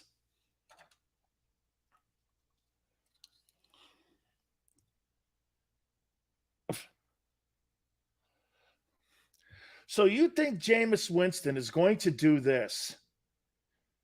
4,000 yards passing in his first year quarterbacking, 4,042. The next year, 4,090. The next year, he got hurt, 35. In 18, he got hurt. He had 19 touchdowns and 5 picks and threw for 3,000 yards still in only 9 games. The next year, he throws for 5,109. And you think that Jalen's going to put numbers like that up? Holy shit, are you out of your mind? 135 touchdowns to 91. Winston already, get this, Winston is 27 years old. Jameis Winston's 27 years old, and he's thrown for 21,000 yards already. 1, 2, 3, 4, 5, 6, 7 years. I don't see it. Jameis is Carson Wentz. What did that get him, Sills? I don't understand how you guys. I don't understand how you guys are looking at where you see that Jalen Hurts is the passer that Jameis went. I am under a fog here with that. I don't get it. Turnover machine? Hurts wasn't that protective of the football last year. Hurts would have done a lot better if we had better coaching last season. You know, it's funny that you bring that. You bring that up. Okay? Because people, including Xander, even said to me, hey, Sills, you know, when you watch Jalen Hurts quarterback, he looked a little bit better when he was quarterbacking with Doug Peterson. By the way, real quick, Isaac Seumalo. I think he's nailed down. I don't know. Hey, watch this. From what I'm understanding, Seumalo's nailed down that right guard position. I don't know how. There's real no contact. But it looks like Seumalo's going to be the starting right guard on that offensive line, which will make that football team an enormous offensive line. Okay, I mean, you're like 6 outside of the center. You're like 6'5" across the board, man. That's a big team. That is an absolute big team. And I said this in the first hour, and I want to make sure that I reiterate it one more time here. This Kaiser White kid, man, I think he's going to have a spectacular season here. Okay? I really do. I think he's going to have a spectacular season. That was a find for how – that might be his best sign. For the amount of money, for the need at the position, you know what I'm saying? Boy, from everyone that I'm talking to, especially Tracy Rocker, Tracy said the guy runs from sideline to sideline. And you want to hear what else, too? Tracy's saying like this, he picked that system up like this. He walked in there and he knew exactly what they wanted, which was awesome. You don't hear anybody making any comments about him. That's a great thing. That means he's doing his job. He's running with the ones. He's going to be, I'll tell you what, too. They're saying he's got a chip on his shoulder because he doesn't understand why Tom Telesco let him roll from the LA Chargers. He's pissed off, too. That's a great thing when you get somebody doing that. Yeah, Bone. Sayamalo does have to stay healthy. He stays healthy, man. You know, I mean, my opinion, he's boy, I'll tell you something. I'm going to say it again to you guys. Man, what you guys have created in Philadelphia with your 7 strong offensive linemen, man, it's really great. You could go to 32 teams. There's no way there's a team in this league that has the depth at the O-line position that the Eagles have. There is no way. I think your second team could start on half the lines in the National Football League. Dude, it's impressive. It's impressive.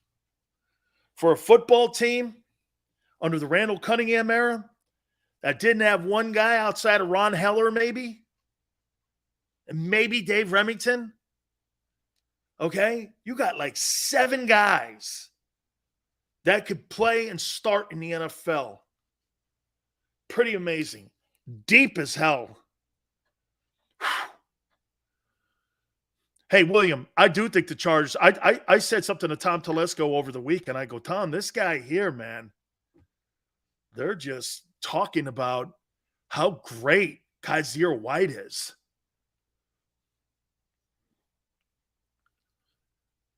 Sileo is going to lose his fan base listeners by his apparent bias towards Hurts.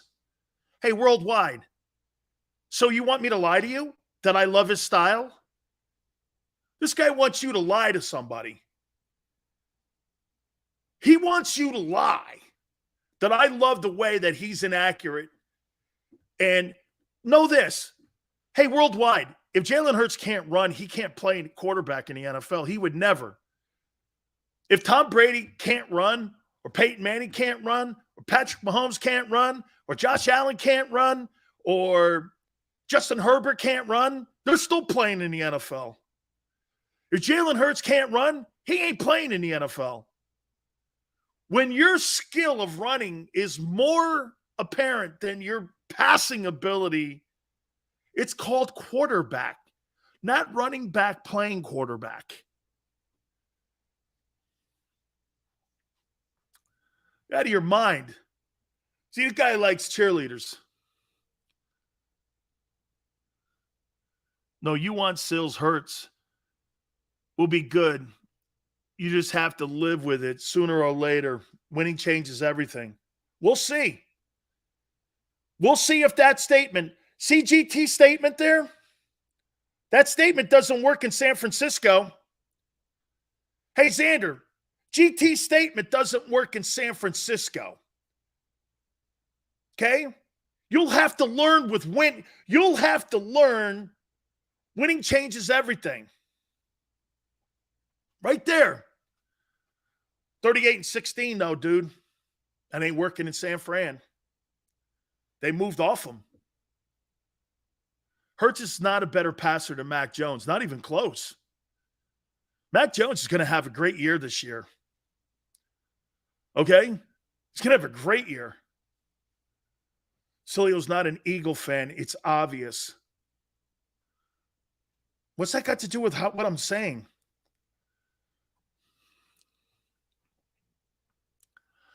Hey, Justin, I think San Francisco's stupid too.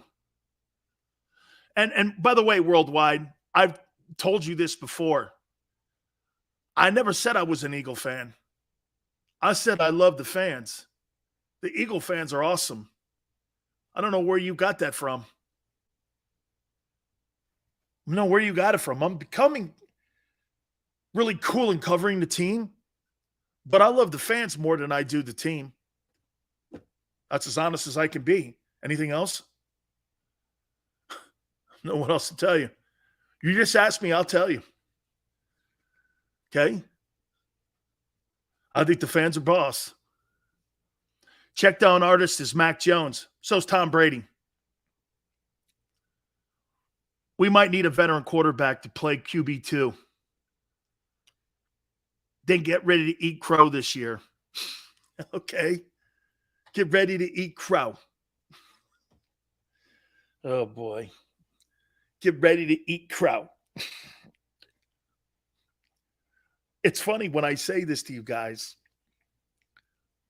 I said you're going to be a Final Four team in the NFC, and you're going to win the East, and you're going to win 12 games. What more do you want? What more do you want? Give Hurts a chance. Last year was his rookie year, dude. Sills panders to propaganda to get views. I'm not that smart, dude. Okay, I think I think ahead like that. Clout chasing, just using Eagles for popularity. I'm not even sure what that means. Can't have it both ways, Sil. What do you – oh, what? Oh, Sal says this. I can't have it both ways. What? I can't root for the team and not like the style of the quarterback? I love the Ravens the way they played football, hated Trent Dilfer. I couldn't stand the way Dilfer played football. But they won the Super Bowl. Hey, I thought the Buccaneers were great. My team that I was drafted by. And my friend is Brad Johnson. I never thought Brad was really anything. But you wanted me to go like this. Oh, this guy's elite. I'm not sure what you're talking about. I don't get it. I hated the way Trent Dilfer played. I hated the way Jeff Hostetler played when Sims got hurt. What was it, 90? When they won that Super Bowl? And he stepped in after the Bills game. They were 10-0 too, and Phil was playing great. And then he ended up getting hurt. What is it with the hate towards? What is all the hate towards? No, dude. They're upset because I don't like Jalen's football style. Just heard this. The Niners will release Jimmy Garoppolo. No trade. That'd be the greatest thing ever happened to Jimmy G, because then he gets to sign his own ticket. That'd be the best thing ever happened to him. It would be a gift from the 49ers, too, because they don't want to send him to a shitty place. Well, I'll tell you what, man. If I'm Pete Carroll, hey, if you're Pete Carroll, do you make the call to Garoppolo to bring him up there with DK Metcalf? How would you like to bring Jimmy Garoppolo up to Seattle with DK Metcalf? It'd be like Deebo Samuel again. You'd have the same guy who you just gave a contract extension to. Boy, that would be unbelievable. Backup that makes 27. Not happening. Why? Who's the quarterback in Seattle? Drew Lock. Drew Lock or Geno Smith ain't making that team. Kevin says Seattle wins the division if that happens. Over the Rams and Niners? I think the Niners are going to win 7 games this year. GT, what if you're Washington? Do you bring him in to compete with Wentz? How about Washington getting Garoppolo? Then again, wait a minute. You know, you're right. Because what's his name makes a lot of money. So Washington's not going to do that. But the Giants is intriguing because they didn't pick the option up on Daniel Jones. Right? They didn't pick the option up. Yeah, GI, I don't think Washington, because Wentz makes too much money, they're not going to have 2 guys making $30 million a year on the roster. That's just not going to happen. And plus, like you said, Carson would, dude, that guy would fall in the toilet. Block the Giants from getting him, so the Eagles make a trade. You know, the Eagles could sign Garoppolo. Your quarterback makes $1.5 million. And Jimmy only makes $24 million. Okay, you could sign him, restructure a contract. Brian says, can we talk a little defense? That's a good point. We'll do that on the other side here. Hey, guys, don't forget, Gary Cobb in hour number 3 at 5:30 Eastern time. My friends at Morgan & Morgan, where the fee is free. Listen, guys, I've been telling you now for months, Morgan & Morgan is the number one law firm in the country for a reason.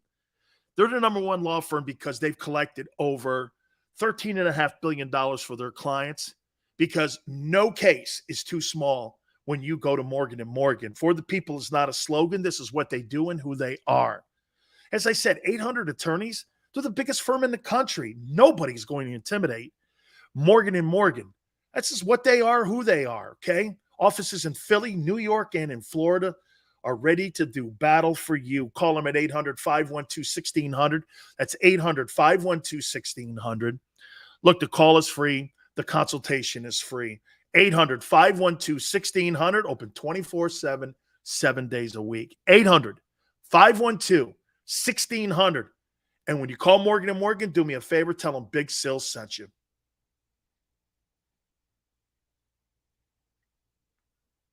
Many times when people are injured at a place of business, they don't realize they may have a case. The fact is, injuries should not happen. And most of the time when someone is injured, someone is at fault.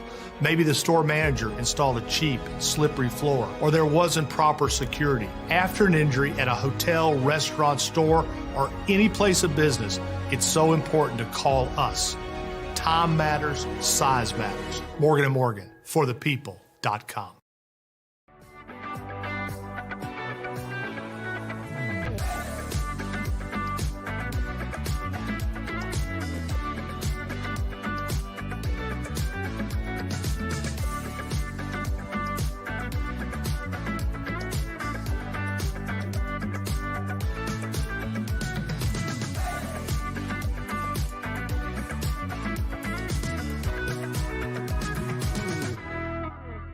Do you stream on a Roku, Fire Stick, Android TV, or Apple TV? Now you can watch 6ABC 24/7 with the 6ABC Philadelphia streaming app. The big story on Action News. Search 6ABC Philadelphia and start streaming today.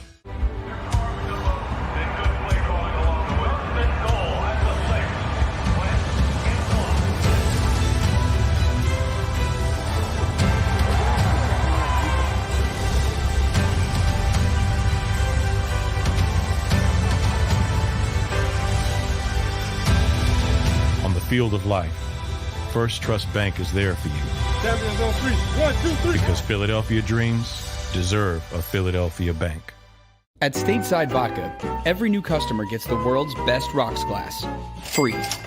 What's that? A rocks glass? You're telling me that bottle is cut in half? You could say that.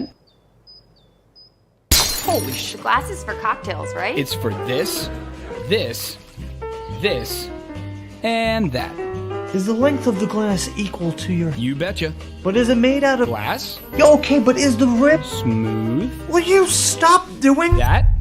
I'm the professional here. And you're telling me I can get one of these glasses for free? That's right. One free rocks glass per customer with each first-time purchase of Stateside Vodka. All from the company that's highly awarded. 0 carbs, 0 sugar, and deliciously tasting vodka. So good, it just disappears.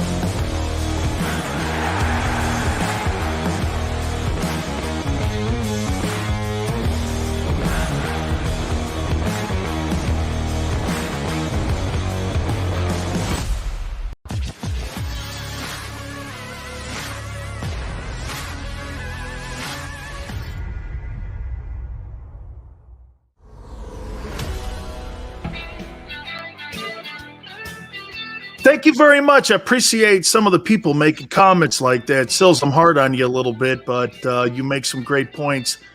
I appreciate it. Thank you so much, man. Listen, that's all this is about here. This is all about conversation and having fun about football. And that's kind of what I like to do. You know, nobody should be like in a bad mood or anything when we're having conversations about a player or your favorite team. That's not what this is.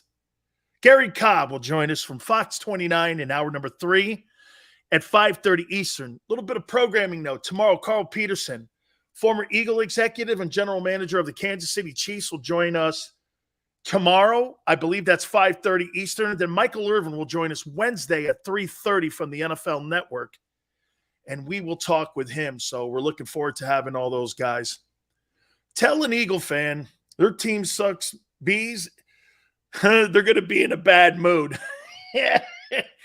Hey, man. Or by the way, you know what too, Xander? You know what too? It's almost like when you say something bad about one of the players on the team. It's okay. That's called loyal to the soil. Okay? That's right. Peterson hired Dick Vermeil. And we're going to talk a little Dick Vermeil tomorrow with our friend Carl Peterson. He is a great and was a great general manager. I love Carl Peterson. So we'll have him on tomorrow. And we'll talk to him about Howie Roseman and the team that he put together here. So that will be tomorrow. Can I ask you guys a question here?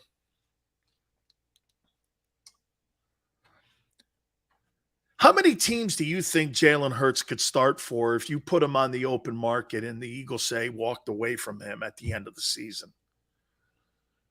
Currently, right now, how many places do you think he could start?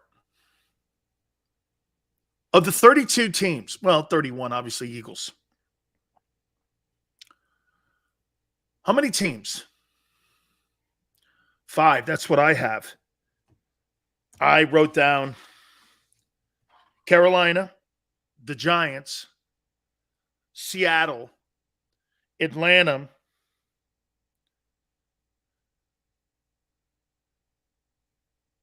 I think that's it. Maybe Pittsburgh. I think he could start in Pittsburgh. 12. Are you out of your mind? 12. 10 to 12. So you think Chicago would move off of Justin Fields for Jalen Hurts? So you think Jared Goff, who's won an NFC championship and lost the Super Bowl 14-7, you think they would take Jalen Hurts and put him in Detroit and he'd beat out Jared Goff? I don't think so. I actually think they like David Mills, Gabriel. I actually think they like him. NFL standings. Let's take a look at that. Not starting in Buffalo. He's not starting in Miami. He's not starting in New England. And he's not starting with the Jets. So the entire AFC East, he can't start. He's not starting in Cincinnati. He's not starting in Cleveland. He's starting in Pittsburgh. He's surely not starting in Baltimore. He's not starting in Tennessee. He's not starting in Indianapolis. He'd battle, I think, David Mills in Houston. And he's not starting in Jacksonville. AFC West. I'm not even going to go over the AFC West because he ain't starting in one division there. One team in that division either. It's not close. He'd be lucky. He'd be a backup in that entire division. He's not beating Dak out. He beat Daniel Jones out. Carson Wentz, I don't know. I don't think he beat him out. Chicago, I don't think Chicago would move off of Justin Fields. I don't think Detroit would move off of Jared Goff. If they move off of Jared Goff, it's going to be for a guy in the draft. He's not beating Aaron Rodgers out, and he's not beating Cousins out. In the South, in New Orleans, he couldn't beat Jameis Winston out in New Orleans. Brady. He could compete in Carolina. He's not beating Stafford out. He's not beating Murray out. He's not beating Trey Lance out. He play in Seattle. So there's like 5 teams. You want to pay a guy $45 million for a guy who could play only in 5 teams in the league. That's crazy. That's crazy. AFC West, dude, he ain't playing one. There's nobody he's beating out in the AFC West. What are you, nuts?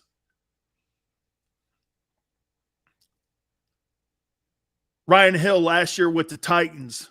Well, Richie, he just led them to the number 1 seed.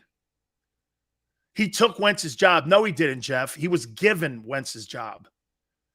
He didn't earn that job. He was given it. Hurts literally took Wentz's job in Philly. No, he was given it. He didn't earn it. What game did he earn that job? He's had 1 game. The Saints game may be in his first year starting that he was good in. Wentz buckled. That's why they moved him. There was more of a hatred in the building for him. Okay? Gabriel, he was given the gig. He didn't earn that job. He didn't win it. Tannehill won that job over Mariota. They benched Mariota, and he won it. He's 33-13 since he's been the starter there. Okay? Dak is going to make you eat your words. We'll see. Dak Prescott hasn't done shit in Dallas. Dak Prescott's numbers are empty calorie numbers. Okay? They're empty calories. I look at Dak Prescott and I go like this, okay? And starting quarterback of the Cowboys making $45 million a year and you've won 1 playoff game. Do you know that Tom Brady has more playoff wins in his 2 years than the Cowboys have had in 30? That's crazy. Do you know, get this, if Brady gets to the Super Bowl this year, do you know that he would have won more games in the NFC than any quarterback in NFL history in only 3 years of play in the NFC? Jerry Jones laughs at Hurts. Hey, BKN, okay, I bet you Jerry Jones ain't laughing when he hands that paycheck every Tuesday to Dak Prescott for shitting the bed every year that he's out there. You could talk, hey, we could say all this stuff about Jalen Hurts here, but I'll say this to you. Jalen Hurts is going to win more ball games this year than Dak Prescott will, and Dak's ass is going to be on fire this year. Don't let Jalen have a better season when it comes to wins than Dak. And God forbid the kid wins a playoff game and he gets into the Final Four, Dak Prescott's career will be on fire because I would have buyer's remorse. A guy making $1.5 million is going to have more wins than a guy making $45 million in the NFC East. That I will bank on. Cowboys ain't making the playoffs. Winning as a team. Yeah, okay. Whatever, dude. Dak leads the league in passing yards per game. Great, and it got you bounced in the opening round by Jimmy Garoppolo. And he went into your building and kicked the shit out of you. Congratulations. How'd that plan out for you? Guy making 40. No, actually, last year he made $75 million to get bounced in the opening round. Hey, I'll tell you what. The Eagles at least ended the season on a high note. They made the postseason. They got to a playoff game. The Cowboys won 12 ball games and got crushed. I mean, right? Man. Dak on the Eagles would be in the NFC Championship game. That may be. Dak on the Cowboys right now ain't going anywhere. Big Pickett says Cowboys don't have enough dogs. No. Here's the problem there, BKN, about your boys. The Dallas Cowboys like being TV stars instead of football players. Okay? Being a Dallas Cowboy guy, it's cool. I'm a TV star. I'm always on TV. Big guy. Right? Yeah, get into games that matter, you get spanked. I get spanked. I do like the tight end they have. Greg goes, Skip Bayless has the Cowboys winning the Super Bowl every year. Skip Bayless. You know why he says that? Why does he say that? If you watch that Undisputed, what's the two topics they hit on ad nauseum? Cowboys and LeBron. I mean, it's not a very well-produced show. It's not. But those are your needle movers. Okay? Jerry Jones loves the spotlight. And that's right, Bleach. Jerry Jones loves the spotlight. And get this. Jimmy Johnson likes winning. That's the difference. That's the difference. Okay? The difference is there when you're talking about Jimmy Johnson and Jerry Jones. Jimmy he only cared about winning ball games. Jerry Jones cares about ratings. Okay? That's what an owner should care about. We'll stay out of Jimmy's sandbox. He couldn't do it. You imagine this? Jerry Jones is so egotistical that he compromised the team's success on winning on the field because he wanted to be a TV star and a Hall of Famer. He went into the Hall of Fame on the back of Jimmy Johnson. He's not really a good football guy. You wouldn't consider Jimmy or Jerry Jones a good football person, would you? I mean, if he was a normal general manager, he'd have been fired, 20 years ago. BK, Jerry Jones laughs at Hurts. Jerry's quarterback leads the league in passing. Congratulations to you. Big old stat king, empty galleries. Then you get into postseason and you get spanked. Congratulations to you. I'm sure Dak will be a fine addition to the ring of nobodies. The ring of honor. Put Tony Romo in that thing. That'd be great. What's he got? One playoff win, too? Here are the new guys going into the ring of honor because, you're running out of Jimmy's guys. And he won't put Jimmy in the ring of honor. So he's got to put other guys in the ring of honor. Yeah. Okay, we'll see. I bet you Tony Romeo makes it. You watch. I bet you Tony Romeo gets into the Cowboy Hall of Fame one day. M. Reyes, I think it is the Jimmy Johnson curse. Let's get over to the defense. I do want to talk a little about the Eagle defense. I think it's really – hey, look, we're at the top of the hour. Perfect, because we have Gary Cobb, who's going to be coming up in this hour here.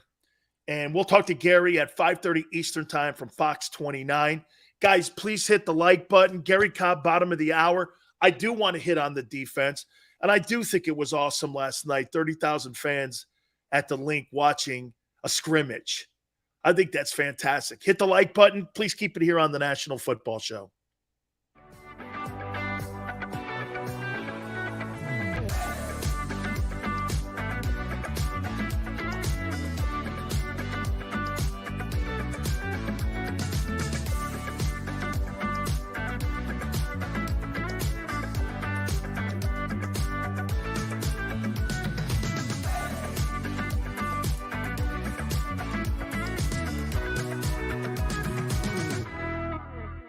Do you stream on a Roku, Fire Stick, Android TV, or Apple TV? Now you can watch 6ABC 24/7 with the 6ABC Philadelphia streaming app. The big story on Action News. Search 6ABC Philadelphia and start streaming today.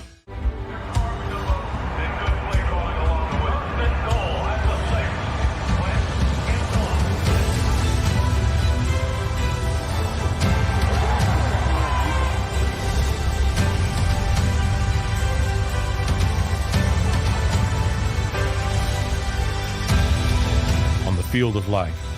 First Trust Bank is there for you. Champions on three. 1, 2, 3. Because Philadelphia dreams deserve a Philadelphia bank.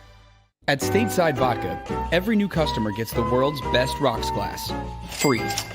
What's that? A rocks glass? You're telling me that bottle is cut in half? You could say that. Holy shit. Glasses for cocktails, right? It's for this, this, and that.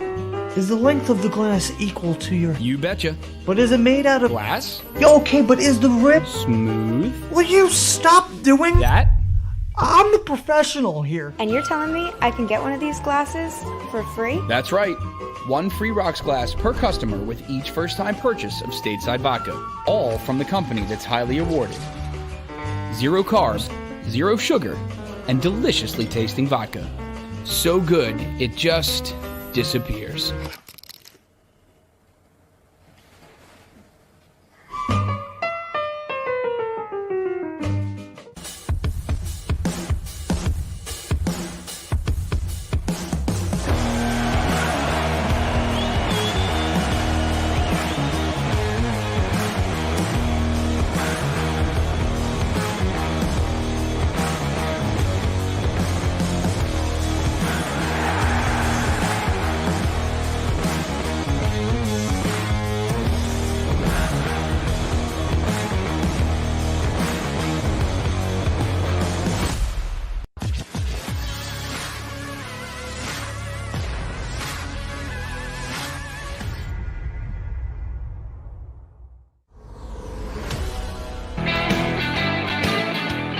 Hour 3, National Football Show. It's your boy Big Sills. Boy, are we rolling. Man, Gary Cobb, bottom of the hour from Fox 29. We look forward to talking with him. Word is in Washington that Carson Wentz is a little shaky. Not concerned, but when a coach throws that out, he's letting everyone know, well, it's not so much of a concern, but it is something for me to address. Don't make it a concern. I love that fair coaching. You don't hear any of that in Philadelphia. Now, by the way, Jimmy Johnson coached that way too, the same way Nick Sirianni is. I didn't ever remember anybody getting dragged across the coals like that. I don't ever remember Jimmy Johnson dragging anybody across the coals going, this guy sucks, that guy sucks.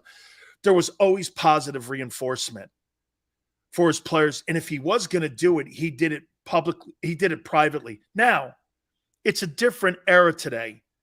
You know, sometimes coaches use social media or they use the media in general to get a comment out that they want that player and his agent and his representatives to address. So I get it. It's different. Because if Jimmy had a problem with us, he would come to us personally and talk to us about it. Hey, you're not getting this done, dude. What do we have to do to make this better? Tell us. Tell us what we need to do. That's how he would come to you. What are you not seeing? And what you didn't want was the third time, because the third time meant you were not playing. And he'd pull your ass out of there. That's how he coached you. Hey, what are you seeing? Then he would go, well, what else do you need for us to help you see this? Jimmy wanted to make sure that he gave every single player an opportunity at success. But he did that stuff more as an individual coaching style. And he would come to you and face you face to face and go, hey, I'm hearing that it's not working here. Why? And if the player didn't give him good enough reason, or his performance didn't give him good enough reason, Coach Johnson would remove that guy and put another guy in there. Hey, football has no feelings. That's the problem that some of you have here, is that football has no feelings when it comes to players either succeeding or failing. You guys put the emotion into it. when you're cut or you're elevated to being a starter, it's great emotions either way. But the NFL doesn't give a shit how you feel if you get benched or if a coach says something negative towards a player or a group or a coaching staff. That's too bad. I guess sometimes I have to always make sure that I temper it because I'm talking to you how coaches talk to us. And I see why you guys come off. And I thought about it in the timeout here. I thought about it a little bit in the timeout. How you guys must hear me sometimes and it sounds like it's hating. It's not hating. It's how coaches talk to you. Hey, that's not good enough, son. The good ones will tell you right to your face. Hey, or get this. Next day you wake up, you look at the depth chart, you're number 2. No questions asked, nothing. You know why you're in the second team. You haven't been playing well. That's how they do it.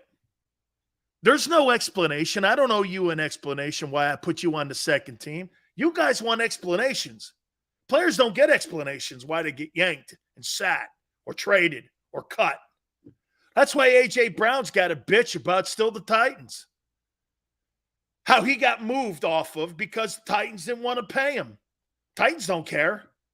They went into the draft and got a kid from Arkansas. They don't care because A.J. Brown was not a focal point on that team. They looked at A.J. Brown as a very good football player on the Titans. That was kind of an important part, but not really.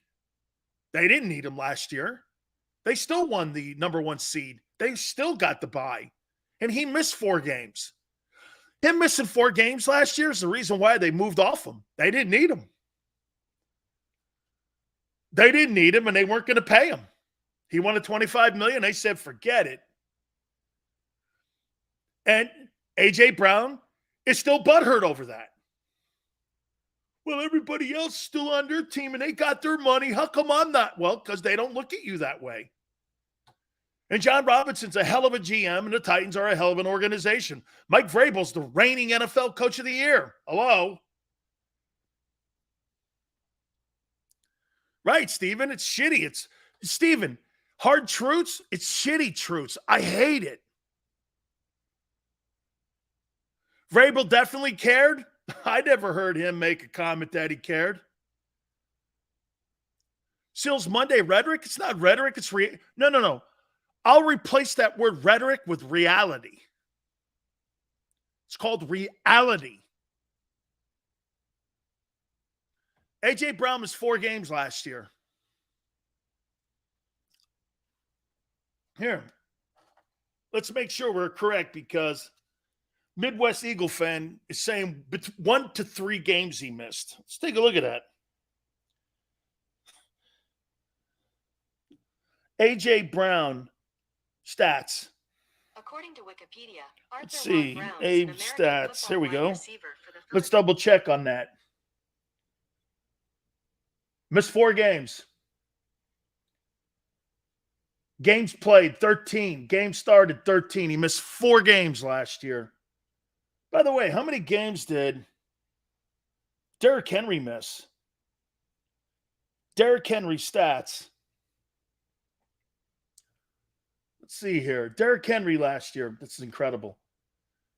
Derrick Henry missed 9 games. So get this. Last year, Ryan Tannehill lost Derrick Henry for 9 games. A.J. Brown for 4. And they still won the bye and were the top seed in the AFC. Wow. That's coaching. That's a hell of a coaching staff. That's getting it done. So you don't have Derrick Henry for 9 games and you don't have A.J. Brown for 4. And you still are the number 1 seed in the AFC with Ryan Tannehill. That's crazy great. M. Reyes says that doesn't justify bailing on A.J. Brown. Yeah, it does. The Patriots constantly bailed on players they weren't going to ever pay. They were never going to pay Darrelle Revis the money he wanted. They were never going to pay Stephon Gilmore the money he wanted. They were never going to pay Chandler Jones the money they wanted. They were never going to pay Randy Moss the money he wanted. They were never going to do that. When they had Tom Brady in the building, they never paid top dollar for those guys. Hell, they never paid top dollar for Tom Brady. 1-3. He missed 4 games. 1-3 without AJ. Still the top seed. Still the top seed. Get this. So they're saying they were 1-3 without AJ. You think that AJ Brown was the reason they were 1-3? Oh my God. Let's take a look at that. Tennessee Titans, 2021. The Titans will play. Tennessee Titans 2021 results. The Titans won 20-17. Let's see here. Here they go right here. Here we go. So it was week 8. 1, 2, 3. 1, 2, 3, 4. 1, 2, 3, 4, 5, 6, 7, 8. Okay. So they would go on and beat the Rams without Derrick Henry.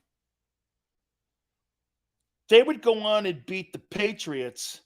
They lost to the Patriots, excuse me. They beat the 49ers. And by the way, what are you talking about 1-3 without them? They finished the season. They finished 1, 2, 3, 4, 5, 6. Their last 6 games, they were 4-2. Look at who they beat last year, too. They beat the Bills, the Chiefs, the Rams.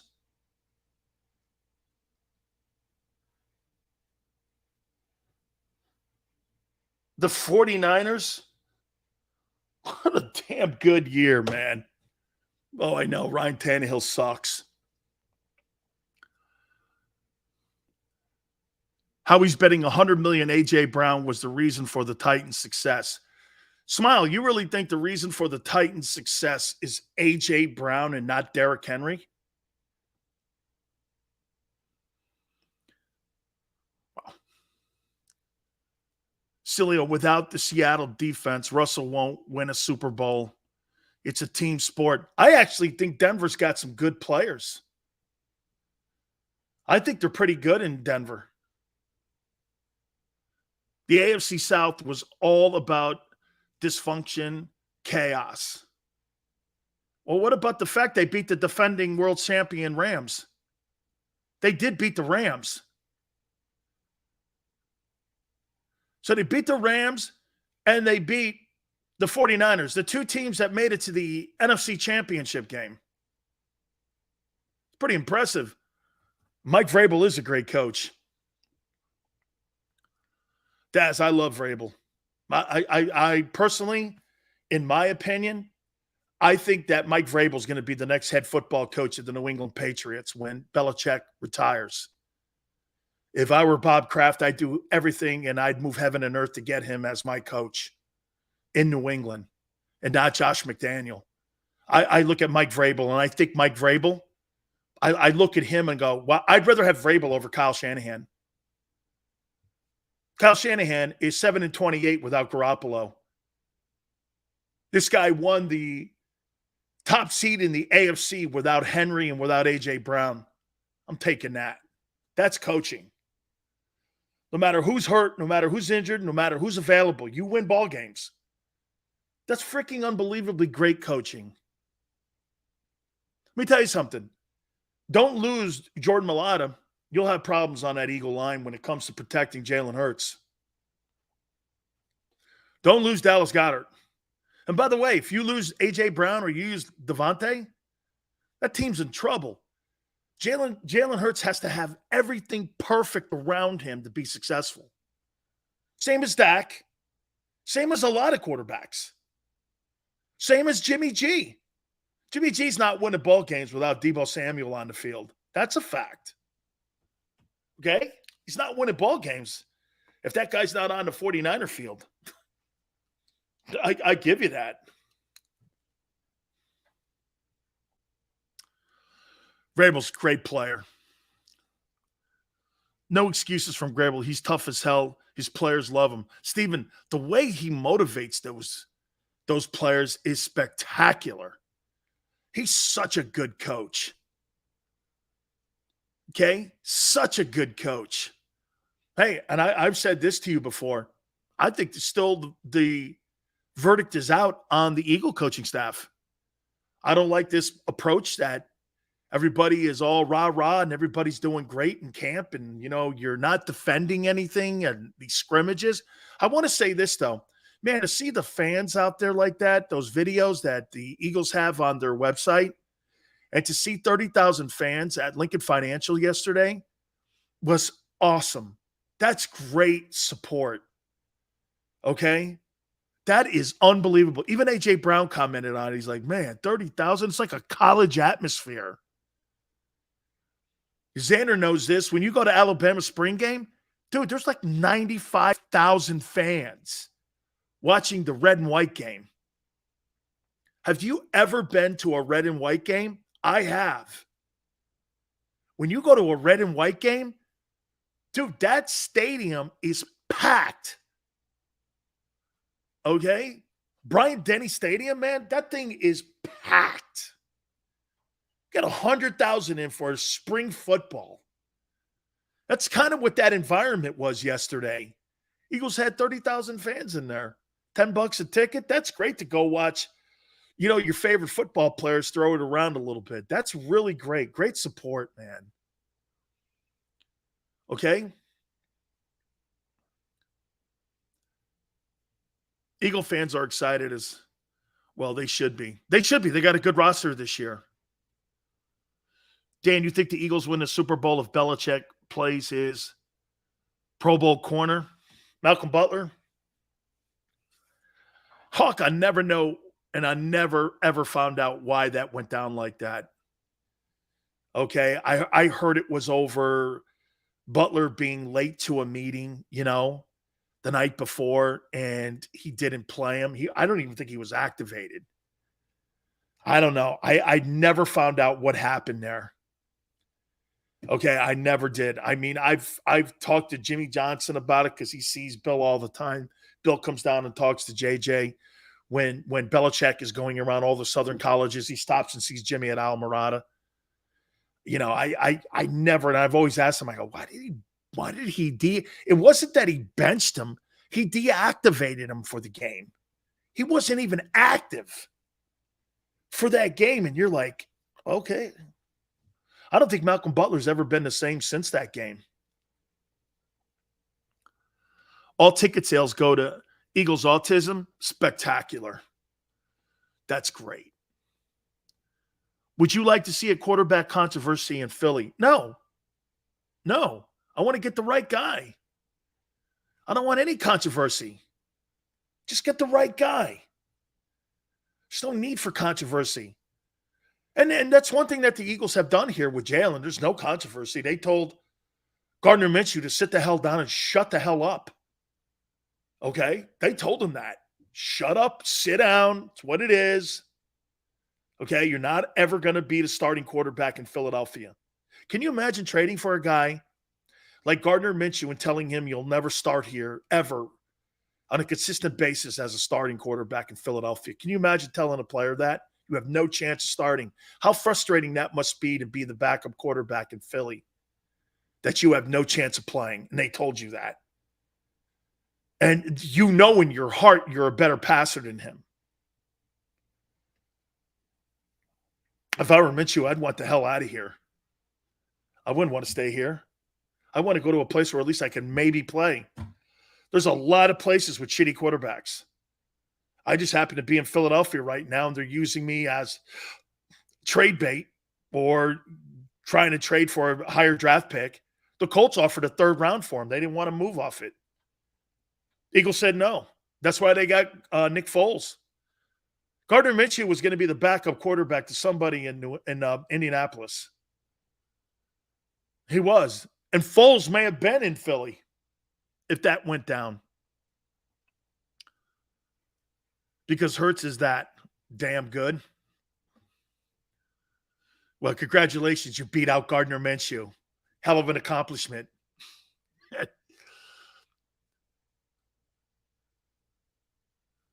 Brian goes, but he does have a chance because Jalen's a running quarterback. Hey, let me slide over to the defense before Gary Cobb comes on with us here from Fox 29, former NFLer and a JAKIB Sports contributor. We so appreciate him coming aboard with us as he does each and every single Monday. Look, I do think that the big question mark for this football team this year is going to be how they put all these new pieces in. James Bradberry looks like he's as advertised. Looks like he's got a chip on his shoulder. You know what the advantage is, too, that James Bradberry has this year? Can you imagine that you get the opportunity to still stay in the same division that you've been in your entire career, and all you're doing is basically changing zip codes and going south on 95 for an hour or two? Can you imagine that? Shit, your kids may still be going to the same school in New Jersey where you lived when you were playing with the Giants. Do you know what an advantage that is? James Bradberry's got to be in a comfort zone right now like no other. He knows the opponents he's going to be playing against. He's game planned them for the last couple of years. That is such a huge deal. You're playing against the Cowboys twice. Well, you game planned them for the last few years. Same with the Giants. And hell, you know the personnel that's on the Giants now because you've gone against them in practice. He's going to have a hell of a year because it's not going to be that big of a reach to think that he's not going to be a factor in the division. How could you not think he's not going to be a factor in the division? He knows everybody he's lining up against. And it's not like he's going from one conference to another and one coast to another. Like if he went, even if he was in with the Giants and say he had to go over to the Jets, shit, man, you still got to game plan against a whole new set of guys in the AFC East. What an absolute advantage you have that if you're James Bradberry, you get an opportunity to stay in the NFC East. And it looks like it's absolutely paid off. All right, let's get over to our friend Gary Cobb from Fox 29 in Philadelphia. Gary, am I right when I say that? You know, Bradberry's been one of those guys who's really looked great during the camp here. Would you agree that what an advantage it is for him right now for him to be able to stay in that division? Well, he's even said it. Like when I was talking to him and talking about the Eagles receivers, he knows all of them. You know, he's evaluated most of all these guys. So, and you know, he's a cerebral player. You know, he's a smart guy, which is good. And he's a hard worker. The guy's a pro. So I like that. You know, when you add a guy to the team like that, he's going to help a lot of your younger guys progress because he's serious about practice. He's serious about being prepared to play. You know, he's talking over, you know, the different responsibilities and everything. He's really like a coach having him out there because he's that kind of guy. But he definitely knows the rest of the division, and he's going to help the guys get ready for it because he studied all of the division. And you can see that he's a guy that plays with his smarts. And he even said it. He says, look, I'm not the fastest corner. So he said, I got to have an advantage. I got to know what they like to do. And especially when you're dealing with, you know, speedy guys, he knows they have a certain advantage. Now, he's got some size. So he works well against big receivers. And he's a professional, though. You can pick that up right away. And, you know, with Darius Slay, you know, Darius is like the Mr. Entertainment. But Bradberry is Mr. Business. You could see it. You could see it, like you said, Gary, his professionalism. Yeah. Gary, you know, am I right when I say this? Maybe the most impressive player so far in training camp has been Kaiser White. Have you been impressed with him? I have been impressed with him, no doubt about it. And, you know, you can see there's certain things about him, again. That's why, you know, some of these guys the Eagles have added. When you add professionals, see, that's different than adding a guy who's coming in and got to learn. No, they come in and right away he says, hey, we do a lot of the things the Eagles were doing last year. Says we play a lot of the same defenses. You know, they just have a different name, but he's used to doing a lot of the same things. And you can see, again, professional. serious, practices hard, is prepared. Those kind of guys are going to help you immediately, and they're going to help this team because last year, at times, they made mistakes, and they weren't able to do everything they can do. Now, I can see where the coach wants to be able to show a lot of things. That's one reason the offense is struggling, is because the defense is outplaying them. And the Eagles' defense is showing a lot of different schemes that they didn't show last year. So these are things that really giving the Eagles' offense some trouble because they're showing different looks. And that says something a lot about these guys they're bringing in are guys that know pro football. Gary, I love that. And I heard somebody make a comment to me today about Mac Jones struggling in New England. And I was thinking of this, and you know this as well as I do. A second-year quarterback, all of a sudden these coordinators now have the book on this kid. You've got to improve your knowledge of the game in your second year, more so than the physical part of it. And I took away from that comment in New England, you got the greatest defensive coordinator in the history of the league throwing things at you that you struggled in last year, and they're working on it. Could that be a little bit of what they're doing here with Jalen a little bit too? And throwing him looks that maybe he struggled with a year ago and seeing how he reacts? No doubt about that. They are putting him through it because, they're not just jumping in simple zones and everything. They're mixing things up, and they're blitzing him at times. They're changing things up. And really, it's tough on him, but this is what he's going to face when he gets against good teams. They're not just going to come out and jump in something that's simple, so that he can easily decipher what they're in. And this is what he ran up against Tampa in that playoff game. You got an experienced team that's going to show you some different looks. In fact, it's going to show you some things they haven't shown anybody else. And that's what they do. And it takes you a while to say, okay, now they were doing this, now they're doing that. And you have to make adjustments. And, it's going to be interesting to see how they're able to do that. But he struggled. He would have to admit himself that he struggled with seeing some of these things to where you got 7-on-7 and he's holding the ball and he's not he winds up not throwing the ball. He's scrambling. I mean, you don't scramble on 7-on-7. Let me ask you this, Gary. Yeah. And I think this is going to go towards what we're going to look at this year. And I'll ask you this. Do you think that the Philadelphia Eagles this year to win ball games are going to be balanced, or do you think that they're going to resort back like they did last year to being a run-dominant team? Do you think that they do that and go back to what they did? Because on what you're saying right now, boy, I'll tell you what, I'd hate to start the season out like they did last year, 2-5. Yeah, but I don't think they will. But I do think right now, the things they do best, and I've been out there at practice, hey, what they do best is running the football, play action pass, throwing the ball to A.J. Brown and Dallas Goedert. And, it's hard to cover those guys, because at times they have the Z is in motion, and you don't know where he's at. Everybody doesn't know where he's at. And, he's going to be difficult to cover. And then you got to tackle him after he catches the ball. And the same thing with Goddard. So that's what they've done best, meaning like the Eagles defense hasn't been able to stop them from doing that. Now, those aren't big gains, but they'll be first downs. They're going to be first downs. So right now, that's where they're at. And I think the Eagles would be dishonest if they wouldn't admit that. But I think they could win with that for a while, but they've got to advance. You got to advance where in the drop back pass game, like you got to do a lot of times on third down, Jalen's got to improve there, and they've got to improve there. I think they'll continue to put in all of the offense.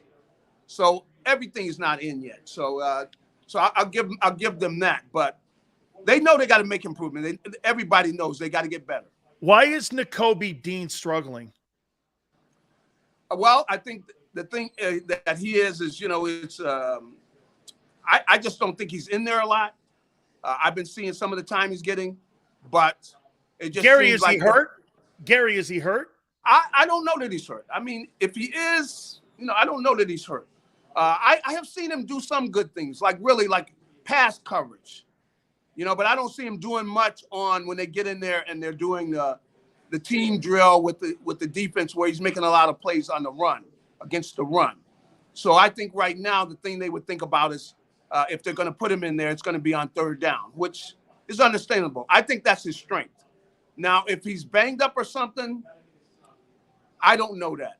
I don't see him limping, so I can't say that that's it. But you know, you can see he's learning. I mean, this is new stuff for him. Absolutely. I would say that one of the surprises, or maybe not a surprise to you, has been Jordan Davis. I mean, he's looked pretty good so far, right? And he's in shape. Can you see him being more of a factor in the rotation? Well, I think that, you know, he's done some things as a pass rusher, you know, just with his brute force. You know, he's created problems for some of the Eagles blockers there when they go one-on-one. The whole thing is you wonder how much he would be one-on-one. But, you know, just as a guy who could push the center back some, if he just pushed the center back just a little bit and raised his arms, that's going to create problems because you can't throw over the middle because he's standing there with his arms up. He's so tall. So if he could just do that, that would be something that'd be a plus. But clearly they're working with him on his pass rush moves and developing him as a pass rusher. And, you know, he's an extraordinary athlete. I mean, he's a specimen with the long arms. You know, he's got speed. He's 330 pounds, you know, just a gargantuan of a man. So the thing he has been doing, though, is stuffing up that middle, though. You can't run up that middle with him in there because he just does a great job. Even though he's got all that height, they can't move him out of there with a double team. Two last questions for you. Am I right to say that Seumalo has won the right guard position? From what I can see, yeah, he's been the best, and they have, you know, he's got experience, so he has credibility with the staff, and so right now I'd say, yeah, that's pretty much a shoe-in. It's a done deal that he's the guy there at that guard spot. Gary, final question for you. I saw a video yesterday of Jalen throwing the ball to AJ, and that's where AJ's going to be a stud, is those jump balls in the end zone. You and I both agree he's going to be a red zone freak because he's just going to out-physical people. Yeah. But here's what I take away from it. Well, when you're not going to get hit and you're the quarterback and you know that, how much can you really take away from that drill and what you're doing when you know you're not getting hit? And when the bullets are real, I should use that term with respect. But I mean, how do I look at that? Okay, because he knows he's not going to get hit by any D lineman, and you know you're going to go jump ball. I mean, what are you taking away from it? Well, the thing that I see that they have that's very difficult to deal with is they're going to have a running attack.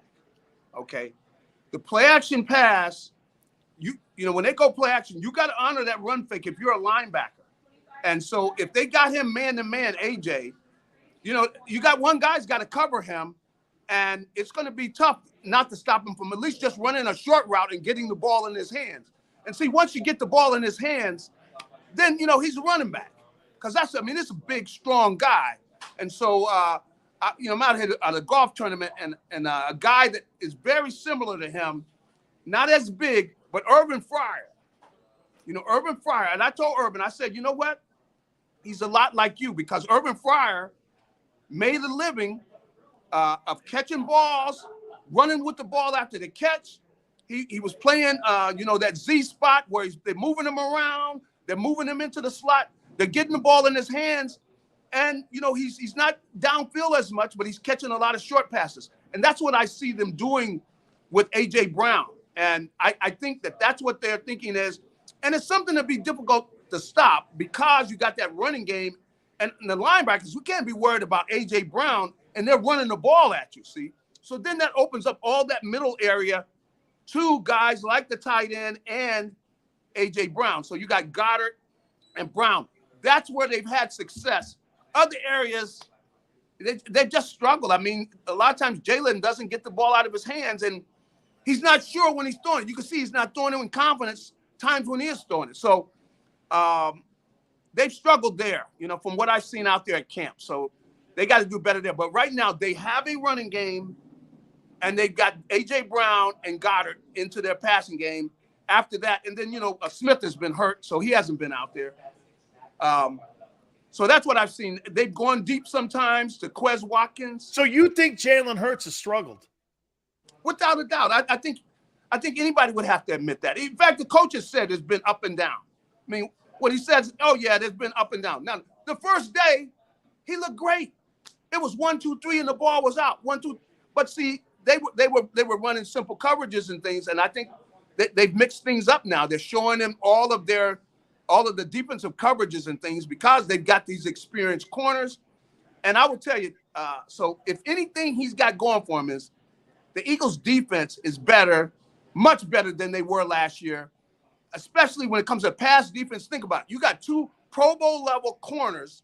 Avonte Maddox is playing real good in the slot. And you got some safeties that are doing their job, and they're tough to throw the ball against. That's pretty much what it is, you know. So, you know, that's the plus, is that their defense is better than it was. Okay, now I'm going to end with this. Please tell me you're not a scratch golfer too. No, come on. Yeah, I'm scratching. Dude, I was going to have a problem with you, man, because you were a star baseball player, a star football player. I know you played hoop too. Hey, I'm just going to – if you were a scratch golfer, that's it, Gary. Not much of a golfer. Not much of a golfer. But I tell you what, I got Urban Fryer going, though. Urban said, man, it's about, you know, whatever. You know, he want to get his – Oh, by the way, that's a different dude today than what he was when he first got in the league. Oh, no doubt about it. No doubt about it. No doubt about it. But he had some great years for the Eagles. He did. He did. And I think AJ could have that kind of year for them, which is 100 catches, that type of thing. Because they're going to be throwing him the ball. And hopefully the offense, the pass offense, will continue to grow and expand and get better as they go. That's what I'm sure they're hoping. Gary, I appreciate it. Thank you so much, my friend. I appreciate it. Thank you, Gary. All right, have a good one. You got it. Gary Cobb from Fox 29. We will hit on what Gary Cobb just said. He said anybody with a right mind would know that Jalen Hurts has been struggling in camp. Well, that's the first I've heard any media guy in Philadelphia say that he's been struggling in camp. Hit the like button. We'll respond next. Keep it here on the National Football Show.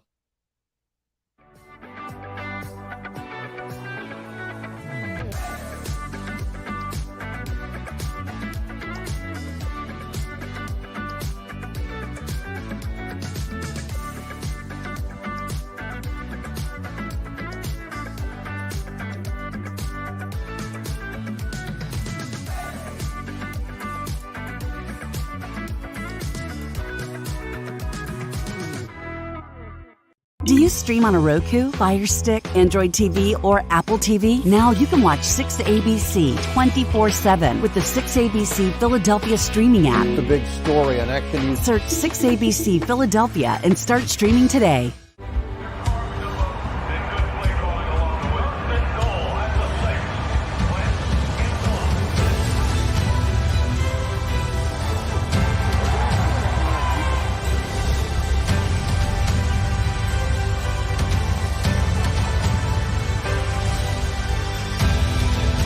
Field of life, First Trust Bank is there for you.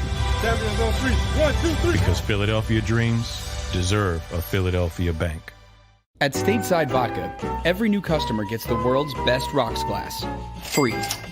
What's that? A rocks glass? You're telling me that bottle is cut in half? You could say that. Holy shit. The glass is for cocktails, right? It's for this, this, this, and that. Is the length of the glass equal to your... You betcha. But is it made out of... Glass? Yeah, okay, but is the rip... Smooth? Will you stop doing... That? I'm the professional here. And you're telling me I can get one of these glasses for free? That's right. 1 free rocks glass per customer with each first-time purchase of Stateside Vodka. All from the company that's highly awarded. 0 carbs, 0 sugar, and deliciously tasting vodka. So good, it just disappears.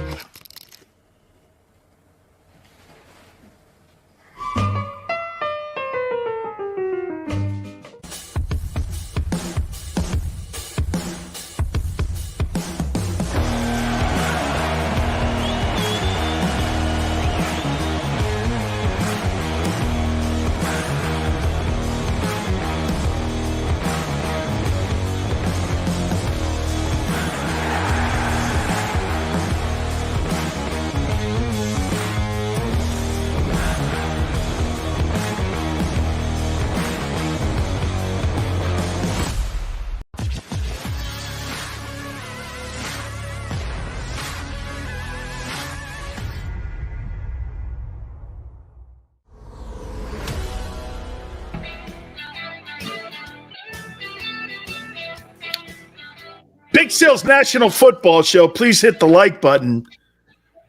Gary Cobb just texted me, says that he's been to pretty much every single Eagle practice and said that his takeaway is he's completely struggling. Well, he's the first guy that I've heard say that. I think John McMullen has kind of said that. Xander, am I right when I say that? Okay, am I right when I say that? Okay. Man. Did not know Jalen was struggling all camp. End of the day, it's only practice. Still not a good look. I believe that's why John McMullen believes that they're going to resort back to running the ball. Text him back. He lost his practice pass. Hey, stir that pot. Kevin, I didn't say it. Gary Cobb from Fox 29. And by the way, am I right when I say this? Aren't Eagle games aired on Fox 29 during the regular season? Aren't NFC games on the on Fox? Wow. I know he's on their postgame show. You love to hear that, Big Sills. I don't know what you're talking about. Bob Marley, stir it up. Rohan Marley's a dear friend of mine. Man, he's struggling. Ugh. That's a damn shame to hear. Jeff says it. The Eagles should go get Jimmy G right now. You get Jimmy G, you're a Super Bowl contender.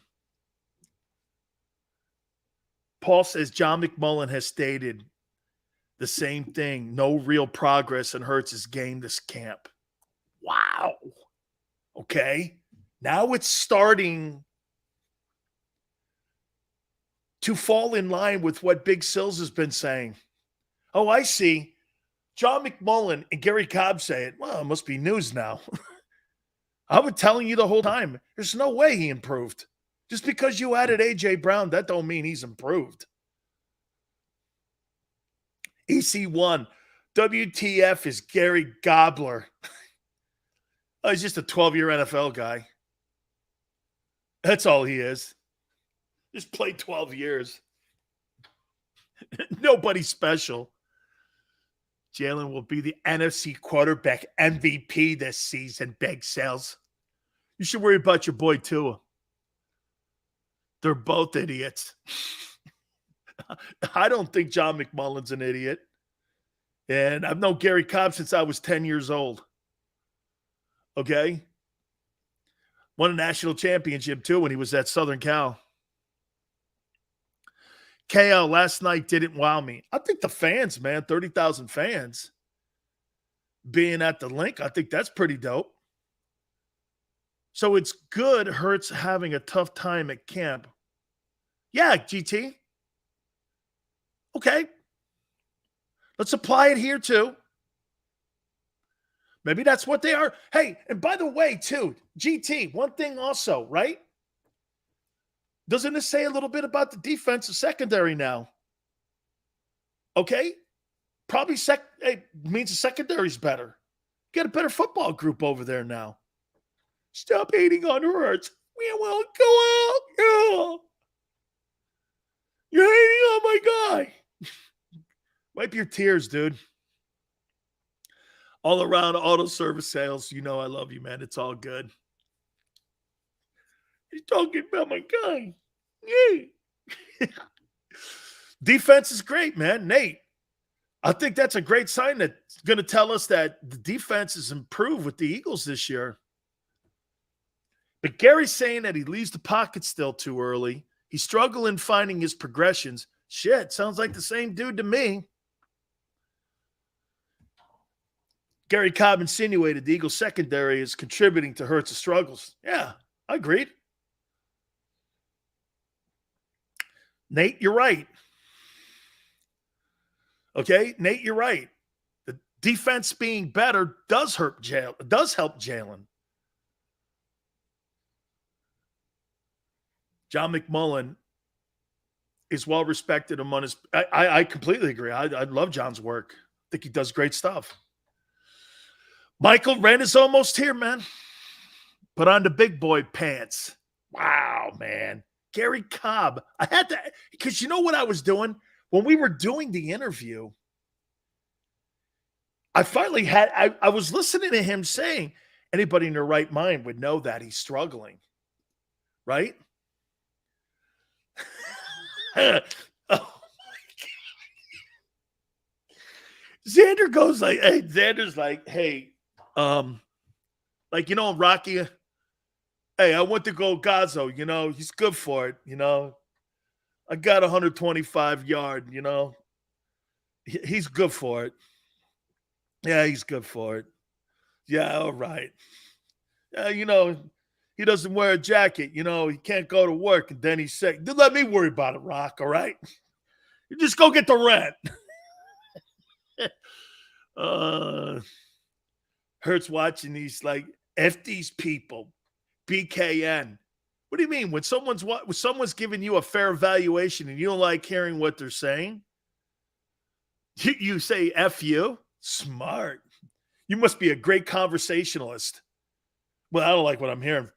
F you. Okay. Why wouldn't he struggle going?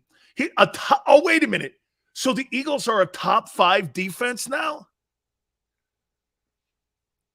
He's the top 5 defense now? Wow.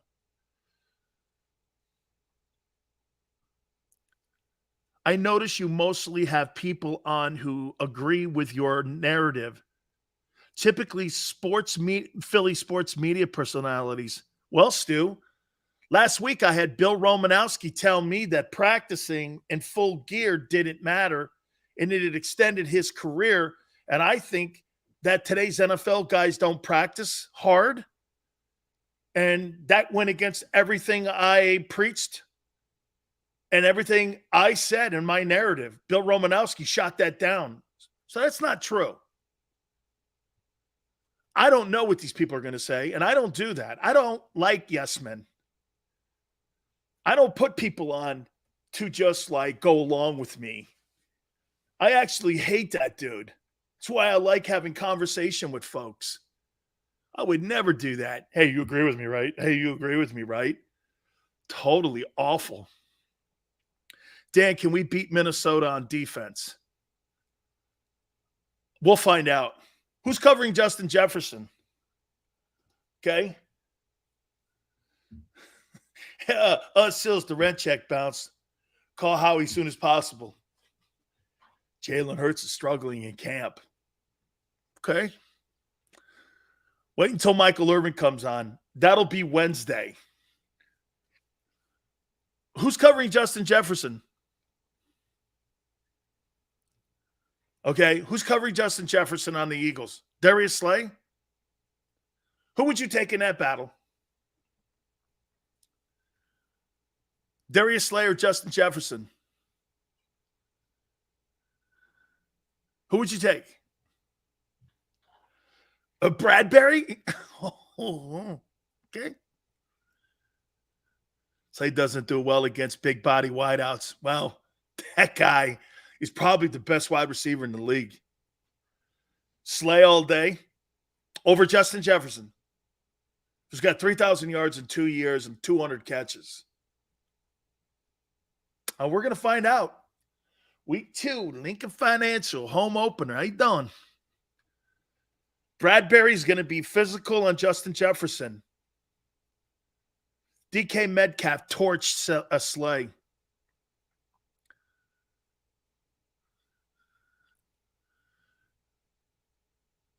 This guy saying Sills gets stiffs on, and he answers with Michael Irvin coming on to hate to see it.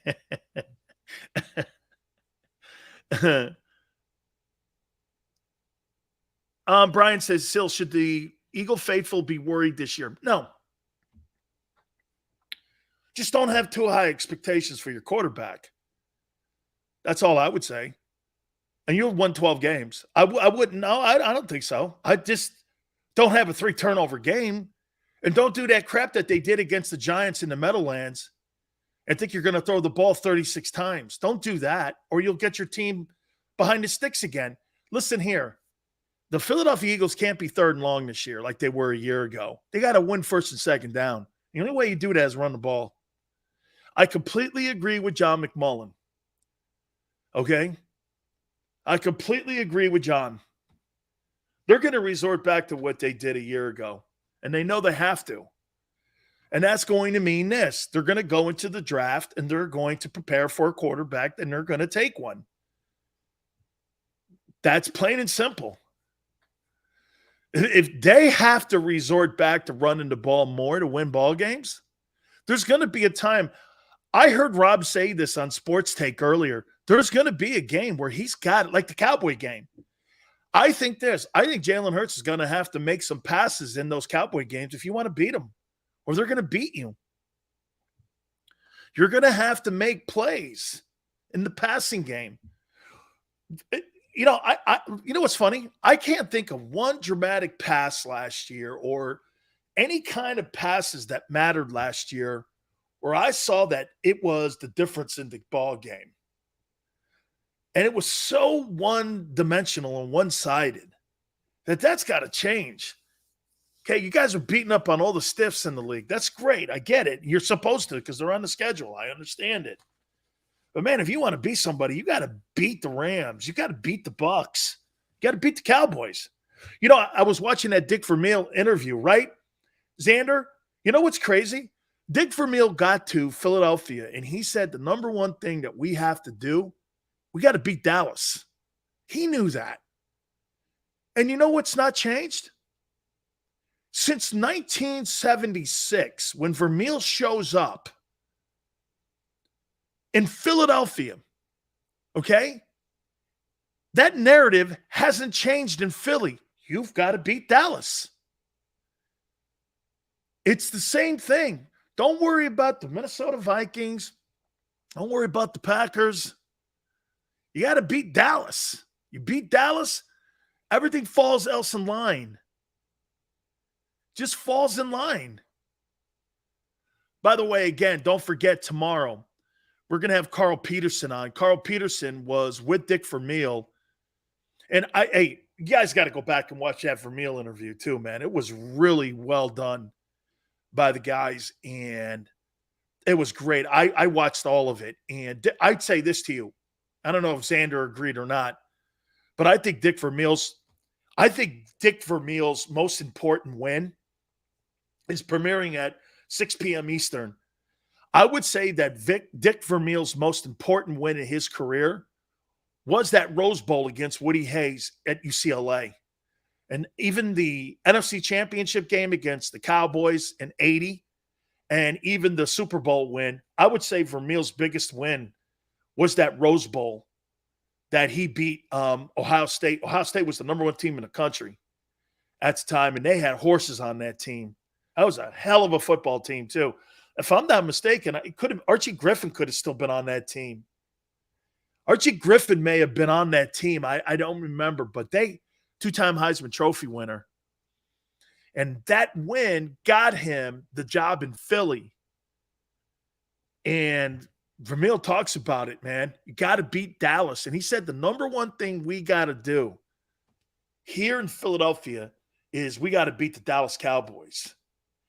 So we're going to have Carl Peterson, who was there for both the win against the Ohio State Buckeyes, also former general manager of the Kansas City Chiefs. Don't forget, Michael Irvin is joining us also 3:30 on Wednesday. Then we're going to have Mike Quick on Thursday with us too. You guys are awesome. Thank you so much. Hey, I would say to you, go back and watch that Gary Cobb interview too, because Gary says it in that interview, if you missed it, that Jalen is struggling, in his opinion, during training camp. So I think that's some pretty big news here, because Gary's been to every single practice so far that the Eagles have had training camp. So that's there for you. Don't forget, tomorrow, 3 to 6 Eastern, please hit the like button. Till then, have a great one. We'll see you on the flip side.